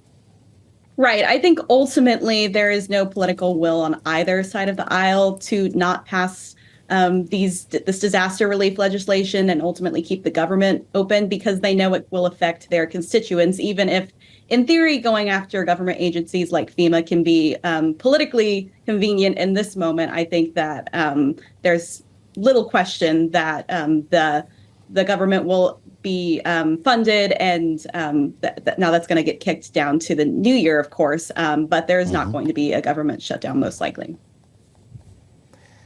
Well, looks like we'll beat the clock again. As we continue to look forward to the 119th Congress, Aaron, there also, of course, is another strata of leadership, if you will, and that would be the committee chairs, which we learned a lot about this week as the steering committee selected them. And the Speaker, Mike Johnson, shared his thoughts about the caliber of those candidates who were running for the gavels earlier this week. Let's listen. The rocket equation, it's a beautiful thing. No astronaut launches for space with their fingers crossed. That's not how we deal with risk. What I learned from 21 years as an astronaut is that the more you know, the less you fear. The reason I wanted to do this masterclass is to share the hidden depths. These are thoughtful elections. We have an embarrassment of riches, frankly. When you have multiple people running for these gavels, we discussed it yesterday in steering, any of these folks are doing an extraordinary job because they're all great colleagues and have great experience to the table and all that. So stay tuned on the final composition of conference chairs. We'll see how it all shakes out. One of those competitive races, Aaron, is one we care a lot about here on Bloomberg TV and radio. That's the Financial Services Committee, which had 4 contenders, and French Hill of Arkansas ultimately got the gavel. When we look at all of those incoming chairmen, and they all are men, other than the fact that there's no female representation, do you see other common denominators here? What does this tell you about the trajectory of the House? Yeah, it's interesting. You know, I don't think there were any massive surprises in some of these fights, though I think what's one thread that ran through all of them was the fact that the speaker didn't necessarily make his preferences clear in a lot of these battles, as previous majority leaders have done. And so that led to some more unexpected outcomes in terms of some committee fights. But overall, no huge surprises. There are a couple of high-profile committee chairs who are leaving Congress, one in particular, Cathy McMorris Rodgers, who currently chairs Energy and Commerce Committee. And of course, that has led to the fact that there are no Republican women who are chairing House committees in the new year. And so that is a dynamic that I think a lot of Republicans are talking about behind the scenes. But, of course, from Johnson, you're not hearing about that as much as you might. Well, I'm glad you brought it up. It's the first time in almost a decade we have an all-boys club here at the top of each committee. What kind of a statement does that make for the conference? Well, I mean, it's interesting because overall, actually, the number of Republican women in the House is shrinking. And that's after the number of Republican women has gone up in the House for the past couple of cycles, particularly after 2020, when there was a lot more emphasis on electing women in these competitive races and in open seats as well. And so we've kind of seen that trajectory turn around. Now, in the long run, we'll see if that continues to be the case. But I'll just point out in Republicans' House freshman class, there are only 2 women out of their class of 31 freshmen. So that goes to show how small that size is.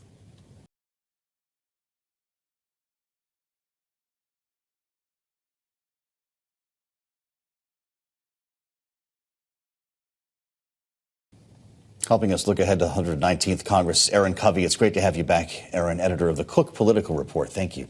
Coming up, President Emmanuel Macron has appointed a new prime minister of France following last week's no confidence vote. We'll have that story for you next. This is Balance of Power on Bloomberg TV and radio.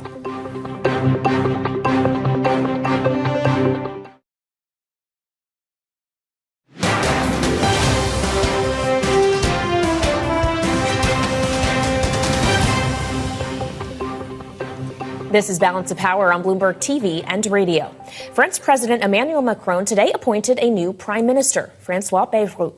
The long-time centrist was tapped after last week's no-confidence vote in predecessor Michel Barnier. Bayrou faces a difficult task in not meeting the same fate and will try to garner support from both the center-left and center-right to avoid a majority forming against him. He also will need to act quickly to rewrite fiscal plans with concessions to buy support from some of Macron's adversaries. Today on the early edition, we spoke with Catherine Kleppinger, professor of French studies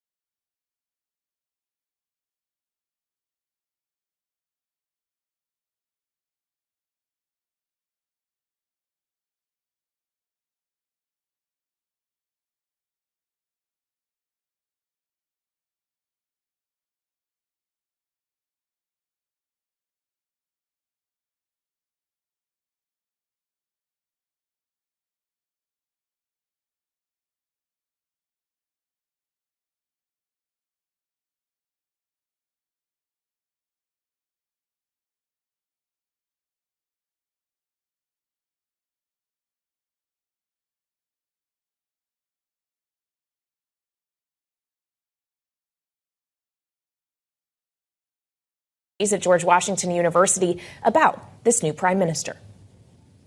This is a really, I would say, both interesting and also somewhat predictable choice. If you had asked me, who was my top guess, I would have said François Bayrou. He is, in a lot of ways, a political animal. He's been incredibly present on the French political scene for decades.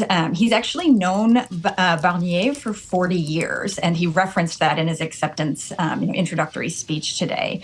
A lot of French people probably remember him primarily for his 2007 presidential run, to which he lost to Nicolas Sarkozy, but he was a very important third-party candidate at that point. He's been the leader of one of the main centrist, slightly right-leaning, but still centrist parties for decades. He was also an early advocate of Emmanuel Macron's presidential ambitions, joining Macron's team as early as February of 2017.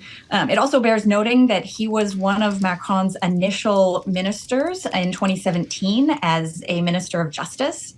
He was obligated to step down a month later, however, because he has some legal troubles, and I can come back to that in a minute. But he has been in the inner circle ever since the beginning, and he is a close confidant to Macron. At the same time, he's also interesting because he's managed to toe a middle ground. He is not disliked, and I use the double negative intentionally in that he is able to work across the aisle. I'm not going to say that everyone loves him, but people don't immediately come out of the gate being ready to vote no confidence in him again.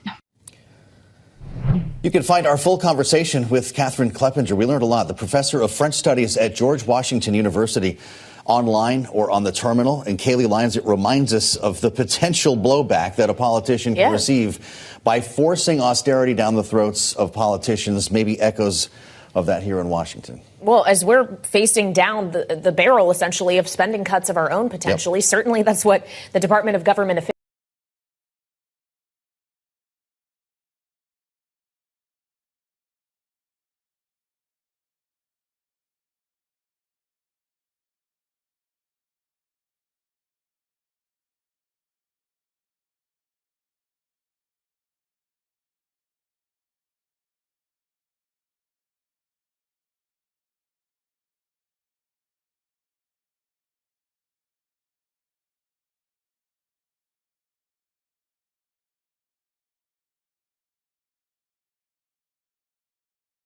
efficiency under Elon Musk and Vivek Ramaswamy want to achieve is a more balanced budget, if you will. But this is, of course, coming at a time where Donald Trump would also like to pursue pretty deep tax cuts. Exactly. And all of that does add up to a picture that if you would consult, for example, the Committee for a Responsible Federal Budget, might not be the most fiscally responsible. That's true. They're actually out with new research today, questioning this once again, not even so much about deficits, but growth, because that was the implication here is that, well, we may end up running up deficit spending. We'll have a growing economy. And at least as a standalone item, it apparently, according to that group, is not going to bring. But we start adding a lot of different elements, including cutting red tape. The Trump team would tell you that we don't have the story right there. Yeah, well, the red tape thing is certainly something Trump pulled attention to this week as he's promising expedited permits for investment in the U.S. Absolutely. How much more on the Doge? You know how they pronounce the Doge in France? Doge. Coming up, President Biden pledging support and supplies to Syria as it rebuilds.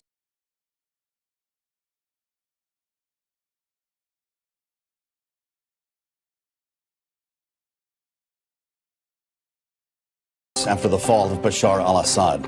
Carl Scow from the World Food Program is up with us next. Here on Balance of Power, Bloomberg TV and radio.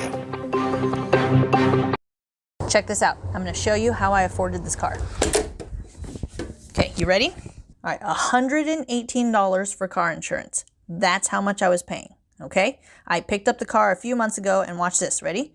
$97 premium, $20 were my fees, $118. Now, I covered up my private information, guys. $39, $118. Check this out. Ready? $500.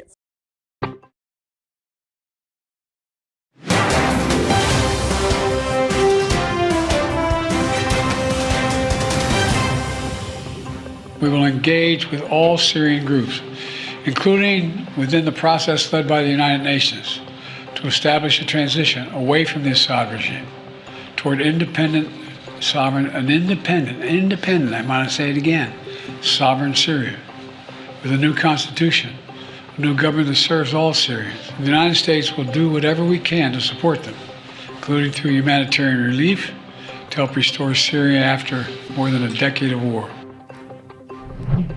President Biden speaking from the White House on Sunday, pledging U.S. support to Syria through the country's political transition. With more on what that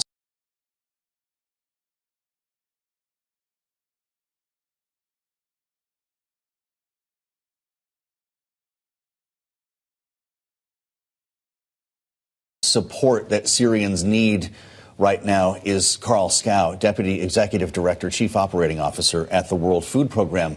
He just returned from a visit to the country, and we thank you, Carl, for being with us here on Bloomberg TV and radio. Food security was already an issue in Syria before the fall of the Assad regime. 3 million people in need. What did you see when you were visiting cities like Aleppo and Damascus?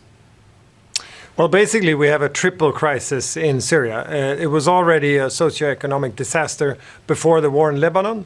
Then came the war in Lebanon with hundreds of thousands of people entering Syria.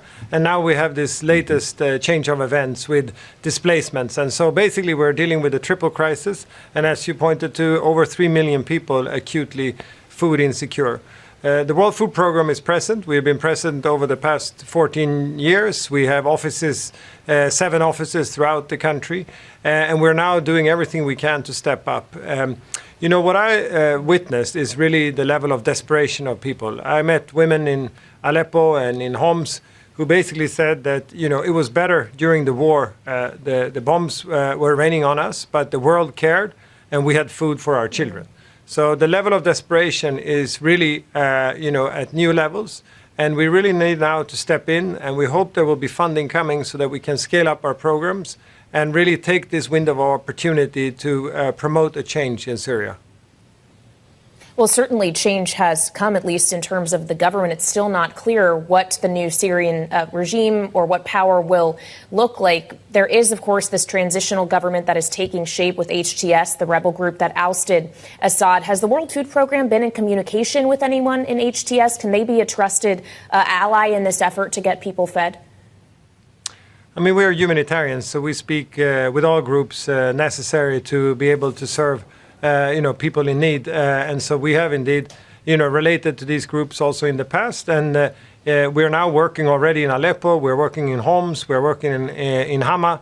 And it's been, quite orderly in those regions, being able to respond to the newly displaced. In Damascus, it has been, a bit more tricky. We had challenges early on with looting our warehouse there.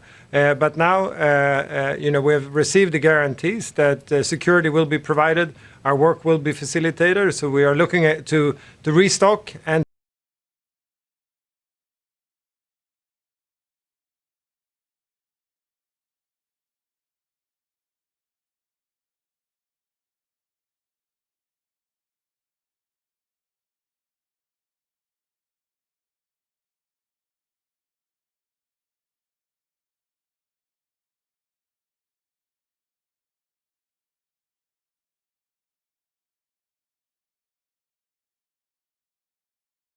to be able to scale up. Carl, you mentioned funding, and I know you've talked about the scarcity of funding forcing you to make cuts in some of the services that you provide. Are you engaging with the private sector to diversify your sources of cash? Over the past 4 years, there has been a tripling in needs when it comes to acutely food insecure. We're now at 340 million people acutely food insecure throughout the world. That's a record number. I mean, if that was a country, it would be a very large country. The funding has remained more or less the same. So we are struggling with that challenge of attending to 3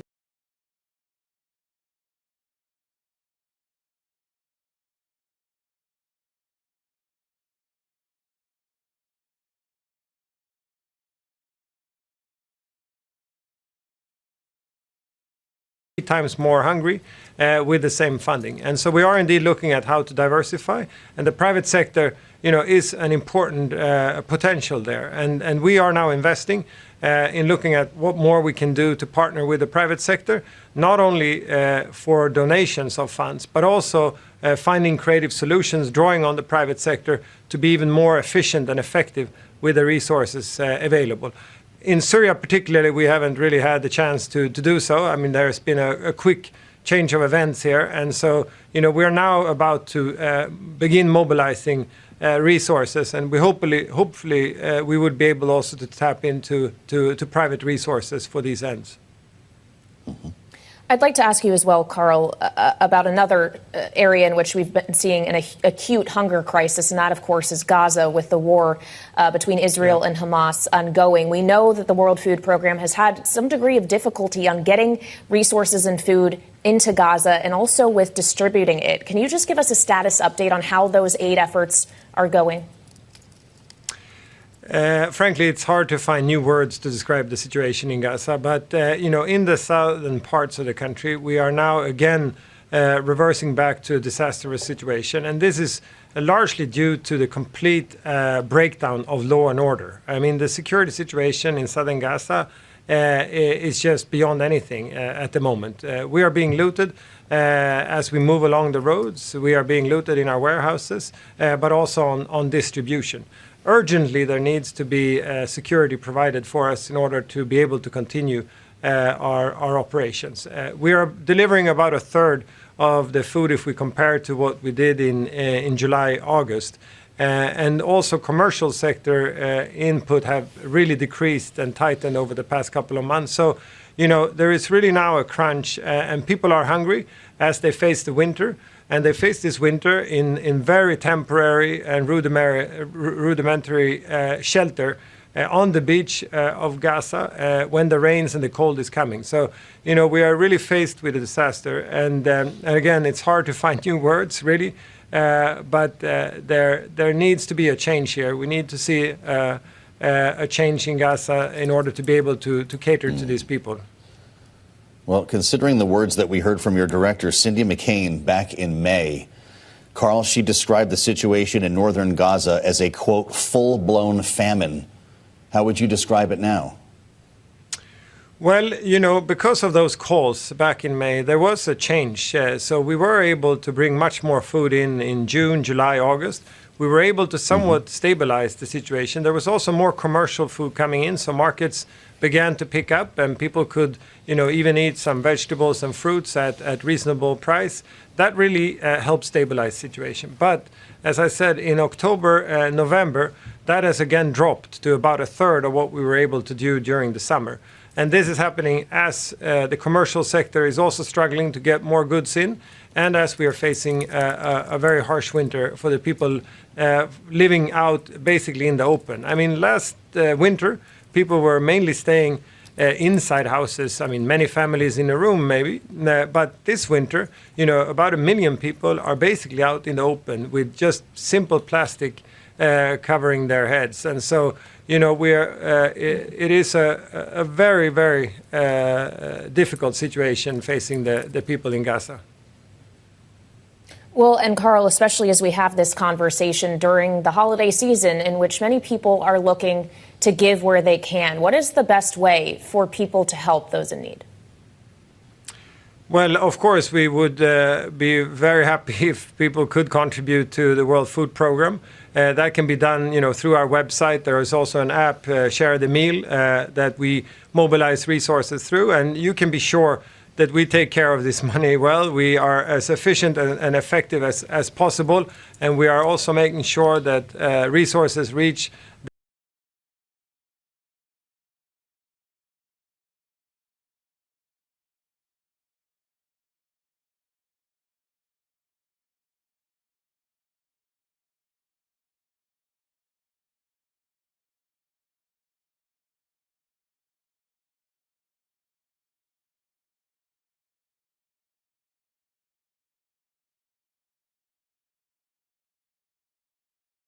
the intended people that we want to help. So, any contribution will be cared for and will be delivered in the most efficient and effective way possible. And WFP is really the ones at the very front line, whether it is in Sudan or in Gaza or now in Syria. You can count on WFP to really target those most in need on the front lines and in an efficient way. All right, Carl Scow, Deputy Executive Director and Chief Operating Officer at the World Program. Thank you for joining us. Coming up, our signature political panel will join as we close out this week in Washington. So stay with us on Balance of Power on Bloomberg TV and radio.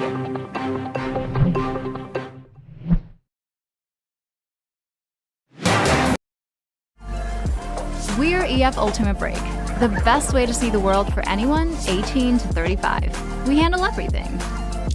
All you have to do is find your trip, pay interest-free.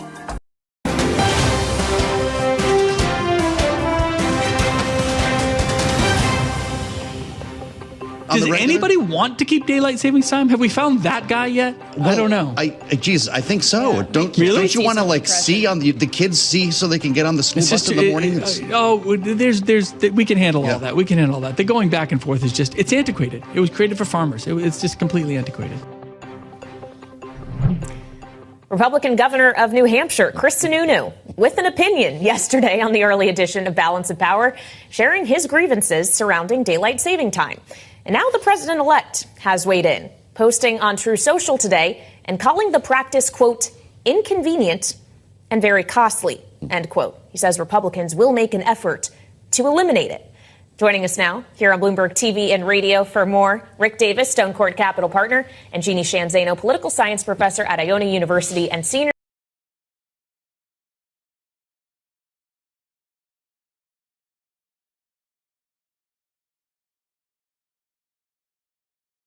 Democracy Fellow at the Center for the...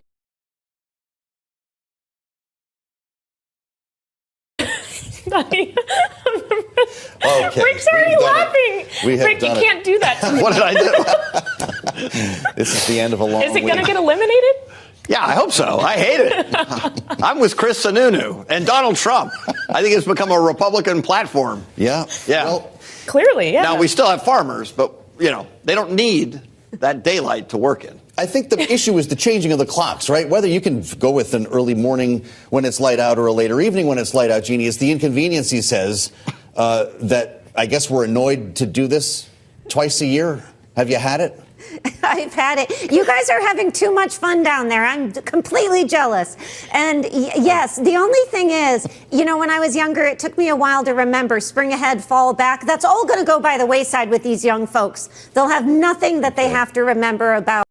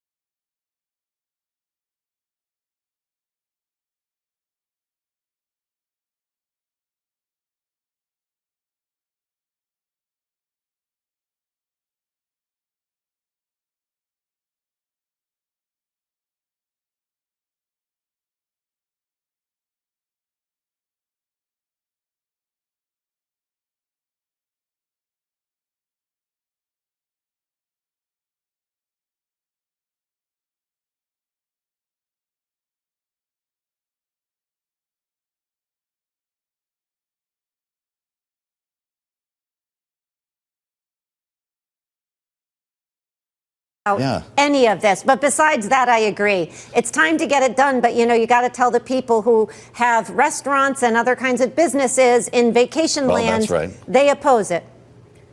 More of us have heart attacks the morning you spring forward. Have you heard about that, Rick? That's the costly part of this, I guess, Donald Trump is talking about? What, having a heart attack is costly? Yes, I would say that's very costly to a lot of people. The impact on the healthcare sector is real. Oh, burying people's expensive. I mean, is that what you're getting? There is that as well, yes. All right, I'm going to take a turn here away from this daylight savings conversation so I can get it together. This weekend, Donald Trump, when he's not advocating for eliminating daylight savings, will be at the Army-Navy football game. It's happening tomorrow. Go Navy. He's bringing an entourage. I agree, go Navy. Full all the way. However, this entourage includes, I guess, a Navy veteran technically in Ron DeSantis. That's right. The governor of Florida, and Pete Hegseth, the current defense secretary designate, who, if he doesn't get through, there's been rumors DeSantis will replace. What's this about, having them both in the same suite with the president-elect? Well, you got security on both sides. If one doesn't work out, you're immediately going to be able to pivot to another option. And by the way, exactly what he did when his pick for attorney general didn't work out. It was within 24 hours. He had another one queued up and ready to go. So this is a president who clearly has fallback positions on some of the more controversial folks. But this is one, too, where I think Donald Trump, thought that Pete Hegseth wasn't going to make it through last week. And you saw that sort of PR operation start to get up about, DeSantis would be a good pick. All of a sudden he was going to go to the game with him. And kudos to Pete Hegseth. He survived another week in Washington. Incredible. Nobody would have given him a chance to do that. So it kind of put Trump in an awkward spot because here's a guy who he wants to have put in that job who survived better than he thought he would. Could be a very awkward skybox. It'd be like the latest episode of The Apprentice, Jeannie, with Ron DeSantis and Pete Hegseth facing off. I just wonder, does this have to do with Ron DeSantis any longer as a potential defense secretary, to Rick's point? Or is this really about making Laura Trump the next senator from Florida? I think that Laura Trump is number one in terms of what the president would like to achieve. And should Hegseth go down, which seems less likely today than it did a week ago, then Ron DeSantis may be in waiting. But this is very typical Donald Trump. He always does these auditions, brings people in, has them talk. But I think for Ron DeSantis, he will have to make sure that if he doesn't have the defense in, waiting, that he's got another ask, because Donald Trump is surely going to ask that Laura Trump be nominated or be named to fill that Senate seat. She's been very, very clear she is ready for that. Well, yes, she has. In fact, earlier this week on Fox, Laura Trump had this to say about the prospects of being a senator from Florida. Let's listen. We've all had the opportunity over the past 9 years, really, to fully involve ourselves in politics, to understand the American people, what they want. And we've all been residents of the state of Florida now for over 3 years. And if that's something that's put in front of me, it would be a true honor. 3 years, Rick. Are we looking at the next senator from Florida? A veteran. Yeah, I think you are looking at the next senator from Florida. And it really doesn't matter who the governor is. There's a succession in Florida for governor, and if DeSantis goes, his attorney general is going to be the governor, and she's perfectly capable of making this appointment. So I don't think it really has anything to do with the Senate appointment. And look, the nice thing if you're Ron DeSantis is there's a history of Trump cabinet officers going in and out on a pretty regular basis in the first term. And so there's likely to be a job opening that he can be considered for within the first year of the Trump administration. So I think that we just watched the next senator from Florida do a little star turn there, but it'll also be really something to have someone in the Senate named Trump. Yeah. It's going to be a real challenge for those people who are Start in of a leadership. dynasty?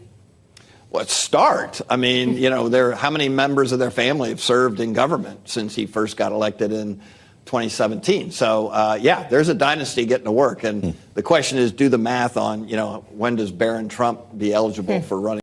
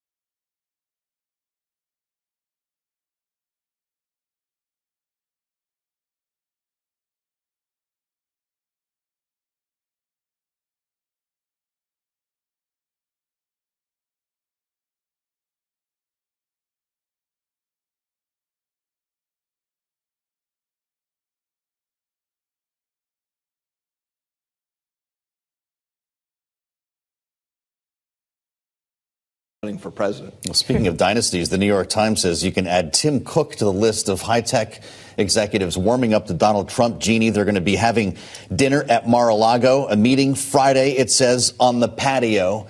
Following in the footsteps, as we've already heard this week, Mark Zuckerberg, Jeff Bezos is going to be hanging out next week, both giving $1 million to the inaugural fund. What does Tim Cook bring to the table at Mar-a-Lago? Yeah, I think Cook's visit will be followed by another $1 million. Of course, Tim Cook probably had the earliest relationship with Donald Trump when Donald Trump first came in 2016, when we think back to, some of these tech executives. But we are seeing, tech executives go hat in hand to Mar-a-Lago and pay their respects to Donald Trump. And of course, it makes sense from the perspective of their businesses, their shareholders, the futures of their business. I think one of the broader questions that we need to ask about this is it really the case that a stronger executive branch is going to be better for their businesses in the long term? And that's not something they're thinking about. They're thinking short term Donald Trump. But the reality is, if you look historically, stronger executives don't always make for better business environments. And that's something that the business community will have to deal with in the 4 years after Donald Trump leaves office, if the executive office is really, really aggrandized the way he plans to. Well, I guess either way, the inauguration will be better for them. Coming up, Rick Davis, Jeannie Sheehan Zaino, stay with us with more to talk about. Take a look again at that Army-Navy game where the biggest play might be happening off the field. Will they craft the congressional agenda tomorrow at the ball game? It's next on Balance of Power on Bloomberg TV and radio.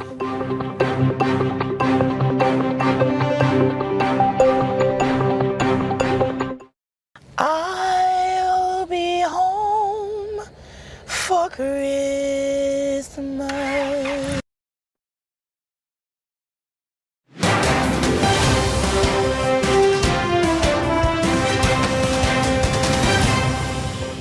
We got to take care of the border as a top priority, and we will. We've got to get the economy going again, and we will. Part of that is ensuring that we don't have the largest tax increase in U.S. history on the American people at the end of this coming year when those Trump tax cuts expire. So we can walk and chew gum at the same time. The sequence and the use of reconciliation is really important.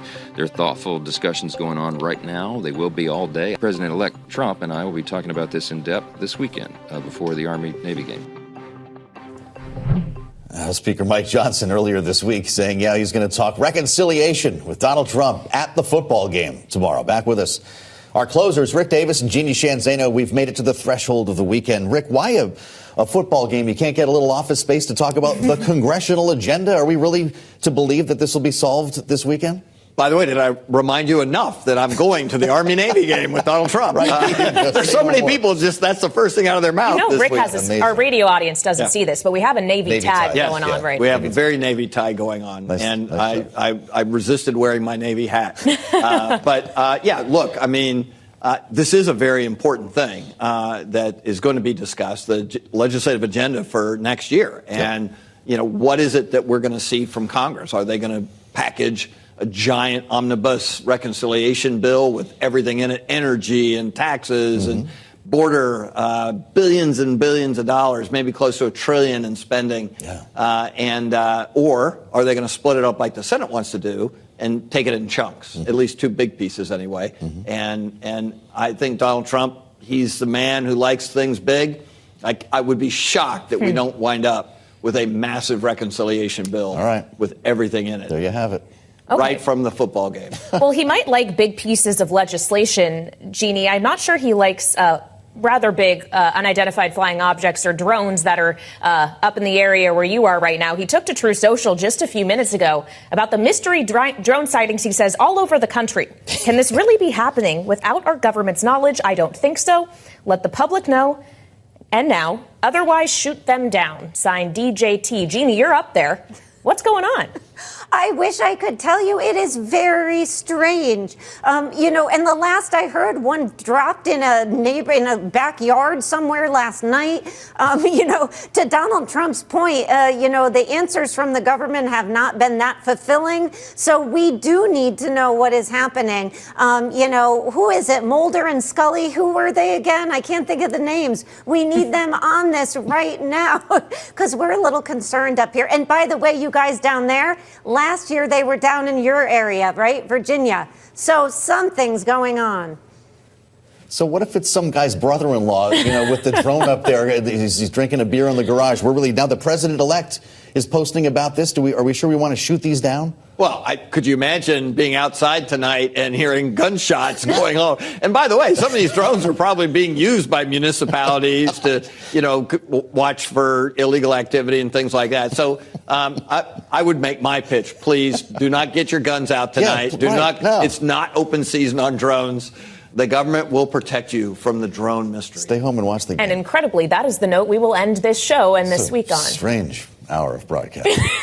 It's Friday. It's a great panel. And we always have fun on Fridays with our closers, Rick Davis and Jeannie Sheehan Zaino. Thank you both so much for joining us. And that does wrap up another week in Washington. Next week, though, is going to be a big one because next week is go time on funding. We got a deadline a week from tonight. Kaylee Lyons will take you through it all. I will not see you until after Christmas. So Merry Christmas. Happy Hanukkah. Yeah. I'll miss you.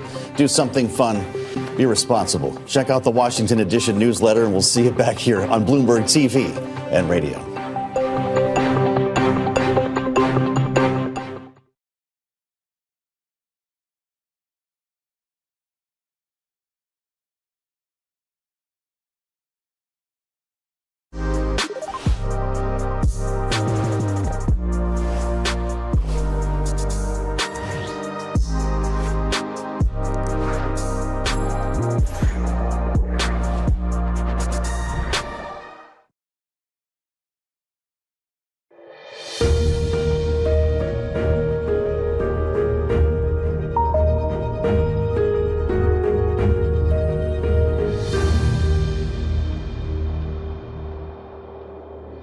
This is Wall Street Week.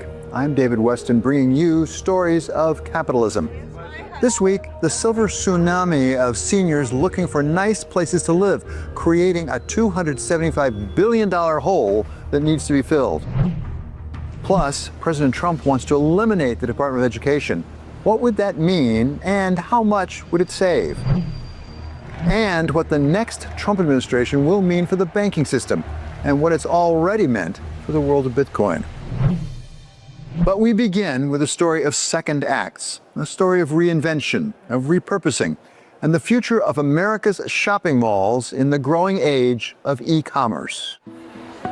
It's the busiest time of the year for shopping, a time that in the past would have seen the Berkshire Mall in Wyomissing, Pennsylvania, packed to the gills. So the mall was built in the early 70s. It was in its heyday, especially at this time of the year, the time between Thanksgiving and Christmas. It was packed. Our police department would go out and assist with traffic control. As borough manager for Wyomissing, Michelle Baer saw the Berkshire Mall in its glory days. But the story today is very different. Tenancy, I would say, is about 60%. So, I mean, just the visual of walking through it compared to even a decade ago when, again, at this time of the year, you would be body checking people trying to get from store to store versus as of today, I would say 60 to 70% of the parking lot is fenced off. What's happened in Wyomissing is far from unique. Across the country, America's love affair with shopping malls has cooled. It was an affair driven by the passion of consumers, a passion to buy, but also to buy alongside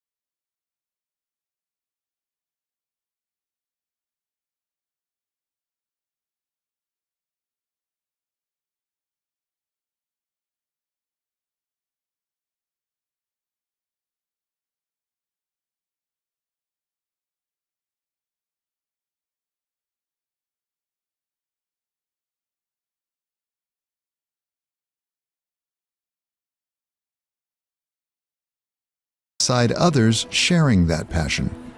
It's the emotional connection. So let's not forget why people shop, why women primarily shop, right? So 85% of consumption generally occurs from the female side of things. Adrienne Yee is a retail analyst at Barclays and has followed the business for nearly 20 years. Back in the day, it was the social outlet, and that hasn't necessarily gone away.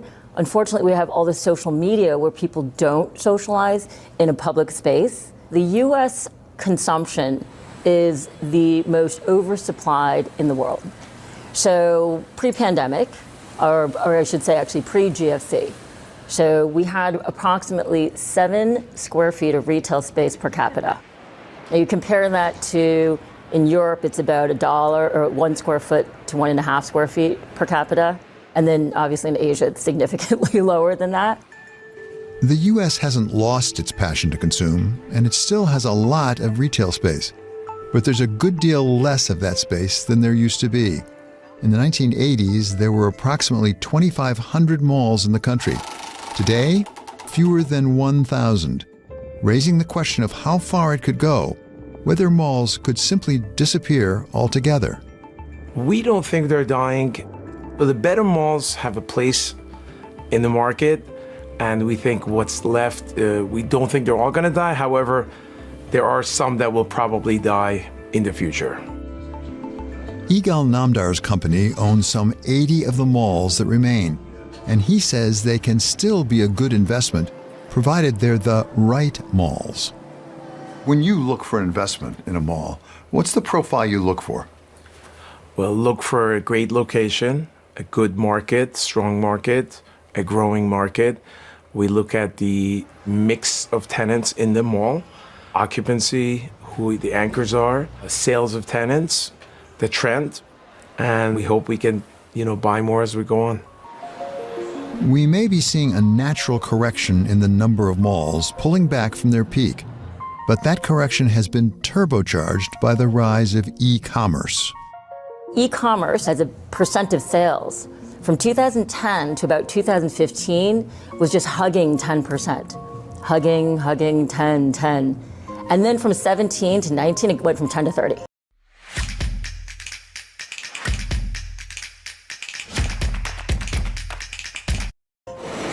It was that S-curve of adoption where all of a sudden it was like, oh, why? Because this generation demanded it of Amazon and all of these other things. So now we're in the era where this next 2 decades of consumption is everything that I pick that I want that is going to land at my doorstep when I blink when I snap my fingers or I blink my eyes, like Genie. If it went to 30% in 2019, I think you said, right? Mm-hmm. What happened with the pandemic and where is it now?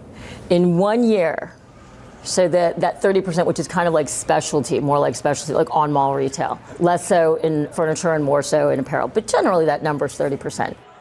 It flipped.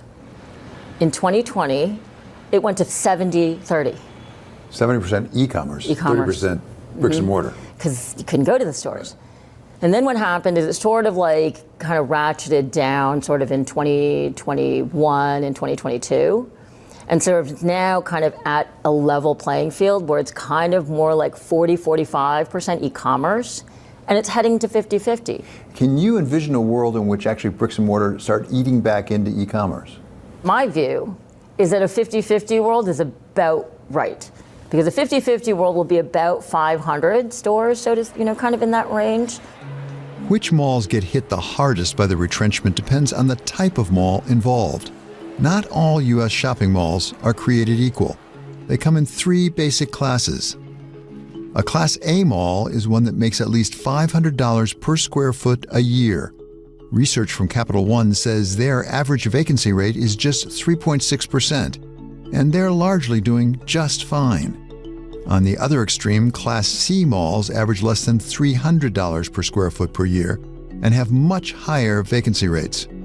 That leaves Class B malls right in the middle, which is where Namdar likes to be, given their availability and the bigger difference between what they cost and the revenue they can generate, which investors call the cap rate. What we like to invest in is the B or B plus malls. Those are malls that they do well, but they're one level below the A. And there we feel that there's an arbitrage in the cap rates that you could buy them at much more attractive cap rates than the A, and maybe a little bit less than the C's that we feel don't have much life left in them. If I own a B mall, is it possible for me to do something to make that into an A mall? Simply, no. Because the A mall designation is based on the sort of 5-mile radius of income, density, demographic. Okay, I want an income demographic in that 5-mile radius that makes $75,000 to $100,000. Now I can go look for my malls. So the designation of the A or the B is actually based on the wealth. So if you think that an area will in 10 years become more wealthy, then you're going to make that bet, because these leases are also 10 years long. If a mall owner can't change the demographics of its immediate surroundings, what can it do to improve its investment? What can be done to